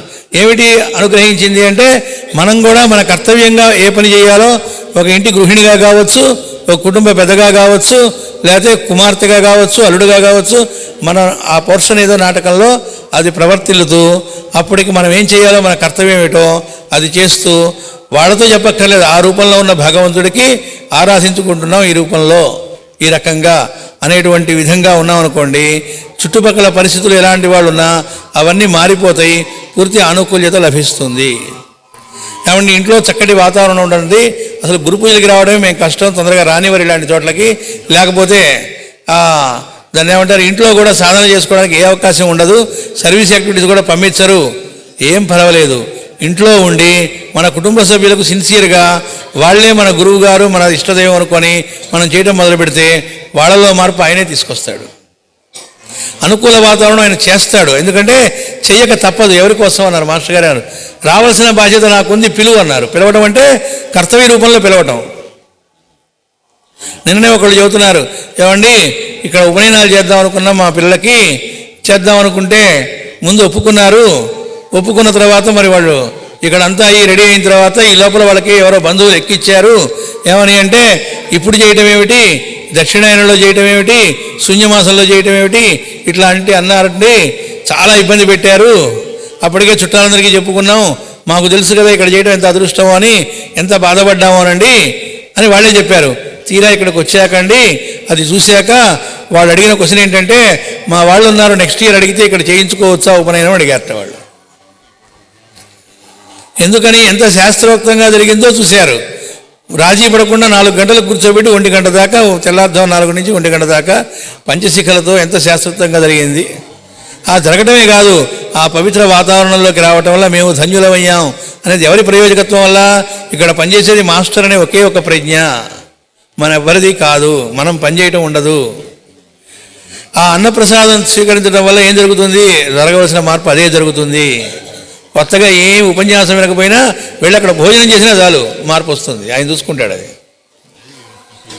ఒకేడు ఇక్కడ మనకి ప్రతి సంవత్సరం కూడా వెనక టెంట్లు గింట్లు వేసేటువంటి వాళ్ళు ఎవరైతే ఉంటారో వాళ్ళు ప్రతి సంవత్సరం అమౌంట్ ఇంత, నెక్స్ట్ ఇయర్ ఎంతో కూడా ముందే చెప్పేస్తారు. నెక్స్ట్ ఇయర్ మాకు మాత్రం ఇంత ఇవ్వాలండి, రాసుకుందామని రాసుకుని ఓకే. ఆ నెక్స్ట్ ఇయర్ మరి అంత అమౌంట్ ఇవ్వడానికి మనం సిద్ధపడి ఇస్తూ ఉండగా వాళ్ళు అప్పుడు మళ్ళీ ఒకేడు వచ్చిన ఆయన, ఏమండి ఏదో అన్నారు కదా లాస్ట్ ఇయర్, అది కుదరదండి, రేట్లన్నీ పెరిగిపోయినాయి. రేట్లు పెరుగుతున్నాయని ఊహించే ఎక్స్ట్రా రేట్ చెప్పాడు, ఓకే అన్నాం, అయిపోయింది. అతను చెప్పిన అమౌంటే రాసుకున్నాం. కానీ కాదండి నాకు అంత ఇవ్వాలని అబ్నార్మల్ అమౌంట్ చెప్పాడు. బుజ్జిగారి దగ్గరికి తీసుకెళ్లారు వీళ్ళు. ముందు వేరే వాళ్ళు మాట్లాడారు, ఇక లాభం లేదని బుజ్జిగారి దగ్గరికి తీసుకెళ్లారు. బుజ్జిగారు మందులు ఇస్తూ ఉన్నాయని ఒక క్షణం ఆపి మొత్తం విన్నారు. అదంతా చెప్పింది. ఓకే, ఏం వాదించలే. భోజనం చేశారా అన్నారు. లేదండి 14వ తారీఖు మందులు ఇస్తున్నారు ఆయన. భోజనం చేసిరండి మాట్లాడదాం అన్నారు. వెళ్ళి భోజనం చేశాడు. కళ్ళతో చూసాం, ఆశ్చర్యం. భోజనం చేసి వచ్చాడు, ఏం మాట్లాడకుండా ఈయన దగ్గర కూడా రాలే. ఇహ అతని దగ్గరికి వెళ్ళి ఆ అమౌంట్ ఇచ్చే బయలుదేరతా అన్నాడు. అనగానే రండి అని అతను నవ్వుకుంటూ తీసుకెళ్ళి గురువు గారికి ఇచ్చి ఇవ్వడంగా ఆయన నవ్వుతూ అలా ఇచ్చాడు. నమస్కారం చేసి వెళ్ళొస్తాను సార్, వెళ్ళిపోయాడు. ఒక్క ఆర్గ్యుమెంట్ చేయలేదు, అసలు ఏమీ మాట్లాడలేదు. అడిగింది ఒకటే, భోజనం చేశారా? ఇంకా చేయలేదండి. చేయండి, నా పండగ పూటండి ఇంటి దగ్గర అని అన్నాడు. ప్రసాదం అండి అన్నారు ఆయన. సెంటిమెంట్ ఉంటుంది కదా అని వెళ్ళాడు, అయిపోయింది. కాబట్టి అలా వచ్చిన వాళ్ళు కూడా ఇక్కడ జరిగిన విధానం వల్ల మాత్రమే కాదు, ఆ స్వామి ప్రసాదం తీసుకోవటం, ఇగో మాస్టర్ గారి యొక్క సాన్నిధ్యం, ఆ పవిత్రత, దానివల్ల ఏం జరుగుతుంది మన అందుకే బుజ్జిగారు ఒక మాట చెప్పారు, గురు పూజలకు రావటమే ఒక సాధన. తాతగారు కూడా రాశారు జీవన జ్యోతిలో. ఒక గురు పూజలకు వచ్చి వెళ్ళి మళ్ళీ ఇంకో గురు పూజలకు వచ్చేటప్పటికి మనకు తెలియకుండా మనలో ఏ మార్పులు రావాలో అవి తెలియకుండా జరుగుతూ ఉంటాయి అన్నారు. అయితే మనం కొత్తగా ఏం సాధన చేయక్కర్లేదు, అదే జరిగిపోతుందిట, నిజమే. కానీ ఎప్పుడు గురు పూజల్లో ప్రవేశిస్తే, గురు పూజకి రావడం అంటే ఫిజికల్గా రావటం కాదు. గురు పూజకి ఫిజికల్గా రావటం వేరు, అందులోకి ప్రవేశించడం వేరు. ఆ ప్రజ్ఞలోకి అందరిలోనూ ఒకళ్ళనే చూస్తూ, మాస్టర్ గారినే చూస్తూ ఆ దివ్యానందంలోనే ఉండేట్టుగా మనం కనుక ఉండగలిగితే, అక్కడ మళ్ళీ భేదాలు చూస్తూ కాకుండా ఈ సెంటర్ ఆ సెంటర్లో అదే వాళ్ళు ఇట్లా వీళ్ళు ఇట్టా, అక్కడ వెళ్ళి మిగతా సెంటర్స్లో మన వాళ్ళతో మా సెంటర్లో బలానా వాడు ఇట్టా మా దగ్గర కూడా ఏడ్చారులో ఇట్టాటని వాడు, ఇంకా అప్పుడు మనం గురు పూజలకు వచ్చి కూడా ఉపయోగం లేదు. అవి మాట్లాడడం దూరం రావాలా, ఇక్కడికి వచ్చి కూడా ఈ దివ్యమైన వాతావరణాన్ని మనం క్రాస్ కరెంట్స్ కొట్టడం అనమాట, పనికి మళ్ళీ అలాంటి భావాలతో. అందుకని ఫిజికల్గా గురు పూజకి రావడం వేరు, ఆ గురు పూజలు అనేటువంటి దివ్య వాతావరణంలోకి ప్రవేశించడం వేరు. అలా నిజంగా ప్రవేశిస్తే మనలో మార్పు ఖచ్చితంగా వస్తుంది. మార్పు వస్తే ఏం జరుగుతుంది, మనం ఇంటి దగ్గర కూడా నువ్వే మార్పు తెచ్చుకో కాదు, చక్కగా మార్పుకి మన వైపు నుంచి మనం సెల్ఫ్ ప్రపోజల్ ఉండి మనం బిహేవ్ చేస్తాం. దానికి గుర్తు ఏంటంటే మన ప్రజెన్స్ మిగతా వాళ్ళు హ్యాపీగా ఫీల్ అవుతారు. ఎక్కడికి వెళ్ళినా, డిస్పెన్సరీకి వెళ్ళినా, ఎక్కడికి వెళ్ళినా మనల్ని వాళ్ళు తలుచుకున్నా హ్యాపీగా ఫీల్ అవుతారు. మన ప్రజెన్స్ వాళ్ళు హ్యాపీగా ఫీల్ అవ్వడం, అది జరిగితే మనం ఆధ్యాత్మిక సాధనలో కరెక్ట్ పాతలో వెళుతున్నట్టుట, లేకపోతే లేదు. ఇది ఒకటే లిట్మస్ టెస్ట్ అన్నారు మాస్టర్ గారు. మన ప్రజెన్స్ ఎలా ఫీల్ అవుతున్నారు, మన పేరు తలుచుకుంటే వాళ్ళకి ఏమనిపిస్తోంది అంటే వాళ్ళకి పాజిటివ్గా అనిపించడానికి ప్రయత్నం చేయమలే. మళ్ళీ అది కాదు, ఇక్కడ ఒకళ్ళకి ఇంప్రెస్ క్రియేట్ చేయడం కోసం కాదు. అది మనం ఎందుకు అలా ఉంటున్నామంటే ఇంకో రకంగా ఉండలేను, ఇంత ఆనందంగా చక్కగా పద్ధతిగా ఉండకుండా ఇంకో రకంగా నేను ఉండలేను అన్నట్టుగా సహజంగా అది మనలో రావటం అనేటువంటిది. ఇక్కడ ఆయన సృష్టి చేసేటప్పుడు తపస్సుగాను నేనను ప్రజ్ఞగను, అదిట అక్కడ తపస్సు. ఈ సృష్టి అనేటువంటిది చేస్తూ నేను కాదు చేస్తోంది, నా ద్వారా జరుగుతుందని బ్రహ్మదేవుడు అనుకోవటం, అది ఆయన చేసిన తపస్సు. నేనను ప్రజ్ఞగను, ఆ తర్వాత ఋషిగణములుగాను, ఋషులు అనేటువంటి వాళ్ళని సృష్టించాట ఆయన. 9 మంది ప్రజాపతులుగాను. ఈ సృష్టి మొత్తం ఆయనే కాదు, ఆయన సృష్టించిన వాడిని పట్టుకొని మళ్ళీ ఇంకొంత సృష్టి తర్వాత చేరవటం, దాన్ని ఉత్పత్తి అంటారు. ప్రజాపతులు చేసేదాన్ని ఉత్పత్తి అంటారని భాగవతంలో మాస్టర్ గారు ఇచ్చారు. బ్రహ్మదేవుడు చేసేదాన్ని క్రియేషన్ అంటారు, వీళ్ళదాన్ని ప్రొడక్షన్ అంటారు. సో దానికి ఆయన ఏర్పాటు చేసిన వాళ్ళే ఈ ప్రజాపతులు అనేటువంటి వాళ్ళు. స్థితి కలిగించినప్పుడు ధర్మములుగాను, సర్వవ్యాపకుడుగాను, యజ్ఞములుగాను, మనువులుగాను, ఇంద్రుడు మనుగు దేవతలుగాను, రాజులుగాను అవతరించును. స్థితి కలిగించడం అంటే బ్యాలెన్స్ చేయటం, అంటే చక్కటి పరిపాలన, ప్రజల మధ్య చక్కటి సమన్వయం, ఆ దేశాన్ని అన్నింటినీ కూడా పద్ధతిగా ఉండేటట్టుగా, ఆ భూమి మీద అందరూ కూడా హాయిగా ఉండేట్టుగా బ్యాలెన్స్ చేయటం అనేటువంటి చేయటంలో ధర్మంగా అక్కడ వ్యక్తమయ్యేది ఆయనేట. సర్వవ్యాపకుడిగా అందరిలో నుంచి ఆయనేట. యజ్ఞములుగా, యజ్ఞములు అంటే ఇక్కడ అర్థం సాక్రిఫైస్, అంటే అర్థం నలుగురికి పనికొచ్చే పని రూపంలో నుంచి వ్యక్తమయ్యేది ఆయనేట. మనువులుగా అంటే మనలో నుంచి మానవ ధర్మములు అనేటువంటివి చక్కగా వ్యక్తమై అవి పరిఢవిల్లేటట్టు చేసేదిగా ఆయనేట. ఇంద్రుడు మొన్నకు దేవతలుగా మన ఇంద్రియములన్నిటి కూడా ఏకోన్ముఖమై సత్ప్రవర్తన కలిగి ఆ ఇంద్రియాలు ఎందుకున్నాయంటే నలుగురికి పనికొచ్చే పనులు చేయడానికి. భాగవతంలో చోటు చెబుతారు, కాళ్ళు చేతులు నాలుక వీటి పర్పస్ ఏమిటి అంటే భగవంతుడి నామం ఉచ్చరించడానికి, భగవంతుడి సేవగా ఇతరులకి చేతులతో సేవ చేయటానికి, వీటి కోసమే వీటి పర్పస్, అంతకు మించి కాదు అని ఉంది అందులో. వాటికిటే మనకి ఇవ్వబడింది ఇవి, వాటికి తప్ప మిగతా వాటికి ఉపయోగించడం కాకుండా వాటికి సద్వినియోగం చేయటం. అలాగే రాజులుగాను అంటే రాజు అంటే నాయకుడిగా వచ్చి పరిపాలించేటువంటి రాజులుగా ఆ రూపంలో కూడా వచ్చేది పరమాత్మేట. కాబట్టి మరి పరమాత్మ అయినప్పుడు మనకు దానికి ఒక నానుడు చెబుతారు, నా విష్ణు పృథివీపతి అని. విష్ణువు అంశ లేకుండా ఎవడు రాజు కాలేడు. అలా అయితే మనని పరిపాలనకు వచ్చినటువంటి చీఫ్ మినిస్టర్లు, ప్రైమ్ మినిస్టర్లు అందరూ విష్ణు స్వరూపమే. మరి అదేంటంటే కొంతమంది వచ్చినప్పుడు మా దుర్మార్గులను ఫీల్ అవుతాము, వీడు వచ్చాడేమిట్రా పరిపాలన ఇలా ఇబ్బంది పెడుతున్నాడు అనుకుంటున్నాము. అప్పుడు కూడా విష్ణువే వాడి ద్వారా ఆ రకమైన శిక్షణ మనకి ఇస్తున్నాడట. ఎందుకని మనమేగా ఎన్నుకున్నది వాళ్ళని, ఎందుకు ఎన్నుకున్నాము, మనకు తగ్గవాడిని మనం ఎన్నుకుంటా అంట. కాబట్టి మనం ఎలాంటి వాడిని ఎన్నుకున్నామంటే మనకు ఎలాంటి వాడు కావాలని ఎన్నుకున్నామో అలాంటి వాడు పరిపాలకుడుగా వస్తాడు. మన క్యారెక్టర్ కావాలనుకోవడం అంటే అర్థం మనం ఎలా ప్రవర్తిస్తున్నామో అలాంటి వాడే వస్తాడట. మనం లంచాలు తీసుకుంటూ ఇంకోళ్ళ సొమ్ములు కాజేస్తూ ఇంకోళ్ళ పరుల సొమ్ము ఆశిస్తూ ఇలా బిహేవ్ చేస్తూ మనల్ని పరిపాలించేవాడు మాత్రం పర్ఫెక్ట్ వాడు రావాలంటే రాడు, మనకు తగ్గవాడే వస్తాడట. యథా రాజా తథా ప్రజ కాదట, ఎట్లాంటి ప్రజలో అలాంటి పరిపాలకుడు వస్తాడు అని చెప్పారు మాస్టర్ గారు. రామరాజ్యం అంటే అర్థం రాముడు ఒక్కడు అద్భుతంగా పరిపాలిస్తూ మిగతా అంతా లేజీ ఫిలోస్గా ఎవడిష్టం వచ్చినట్టు వాళ్ళు ఉన్నారని కాదు అర్థం. ప్రజలందరూ కూడా చక్కగా కర్తవ్యాల్ని వాళ్ళు ఏమేమి నిర్వర్తించాలో నిర్వర్తిస్తూ ఉంటే అప్పుడు వాళ్ళకి తగ్గవాడుగా రాముడు వచ్చాడు అని చెప్పారు. అందుకే మాస్టర్ గారు ఏం చెప్పారంటే కర్తవ్యముల కోసం పాటుపడేదాన్ని రామరాజ్యం అంటారు, హక్కుల కోసం పోరాడేదాన్ని రావణరాజ్యం అంటారు అని చెప్పారు. కాబట్టి మనం కర్తవ్య స్థితిలో ఉంటేనేమో దానికి తగ్గ పరిపాలకుడు వస్తాడు, రాముడు లాంటి వాడు వస్తాడు. అలా కాకుండా హక్కుల కోసం పోరాడేట్లుగా ఉన్నాం అనుకోండి, దానికి తగ్గవాడు వస్తాడు. అది తేడా, ఎక్కడి నుంచి ఇటు నుంచి అటు. కాబట్టి ఆ రాజుగా వచ్చిన వాడు కూడా ఎలాంటి వాడు వస్తున్నాడు, మనకి ఎప్పుడు ఎలాంటి వాడు కరెక్టో అలాంటి వాడు వస్తున్నాడు. అంటే మన యొక్క జాతి కర్మ మొత్తం దరిద్రంగా ఉందనుకోండి, మనం అనుభవించవలసి ఉందనుకోండి, దానికి తగ్గవాడు వస్తాడు. దేశం అధోగతి పాలవుతూ ఉంటుంది, పరాయి పాలనకి లేకపోతే పరాయి దేశాలకు అమ్ముడుపోతూ ఉంటుంది పాలసీస్ అన్ని. లేదు మనందరం దేశం బాగుండాలి, దానికి మనం కూడా చక్కగా ఉండాలి అని కోరుకొని బాధ్యతగా కర్తవ్యాలు చక్కగా నిర్వర్తిస్తూ ఉన్నాం అనుకోండి, దేశాన్ని నిజంగా ధర్మ మార్గంలో ముందుకు తీసుకెళ్లేవాడు మనకు నాయకుడుగా వస్తాడట. కాబట్టి స్థితికారకుడు అంటే విష్ణువు ఈ స్థితిని మెయింటైన్ చేయడానికి ఇన్ని రకాలుగా అంటే మనువులుగా, ఇంద్రుడిగా, రాజులుగా, ధర్మముగా, యజ్ఞములుగా ఇన్ని రూపాల్లో ఆయన అవతరిస్తుంటాడట. ప్రళయము చేయనప్పుడు అధర్మముగాను, రుద్రుడుగాను, సర్పములుగాను, రాక్షస గణములుగాను అవతరించును.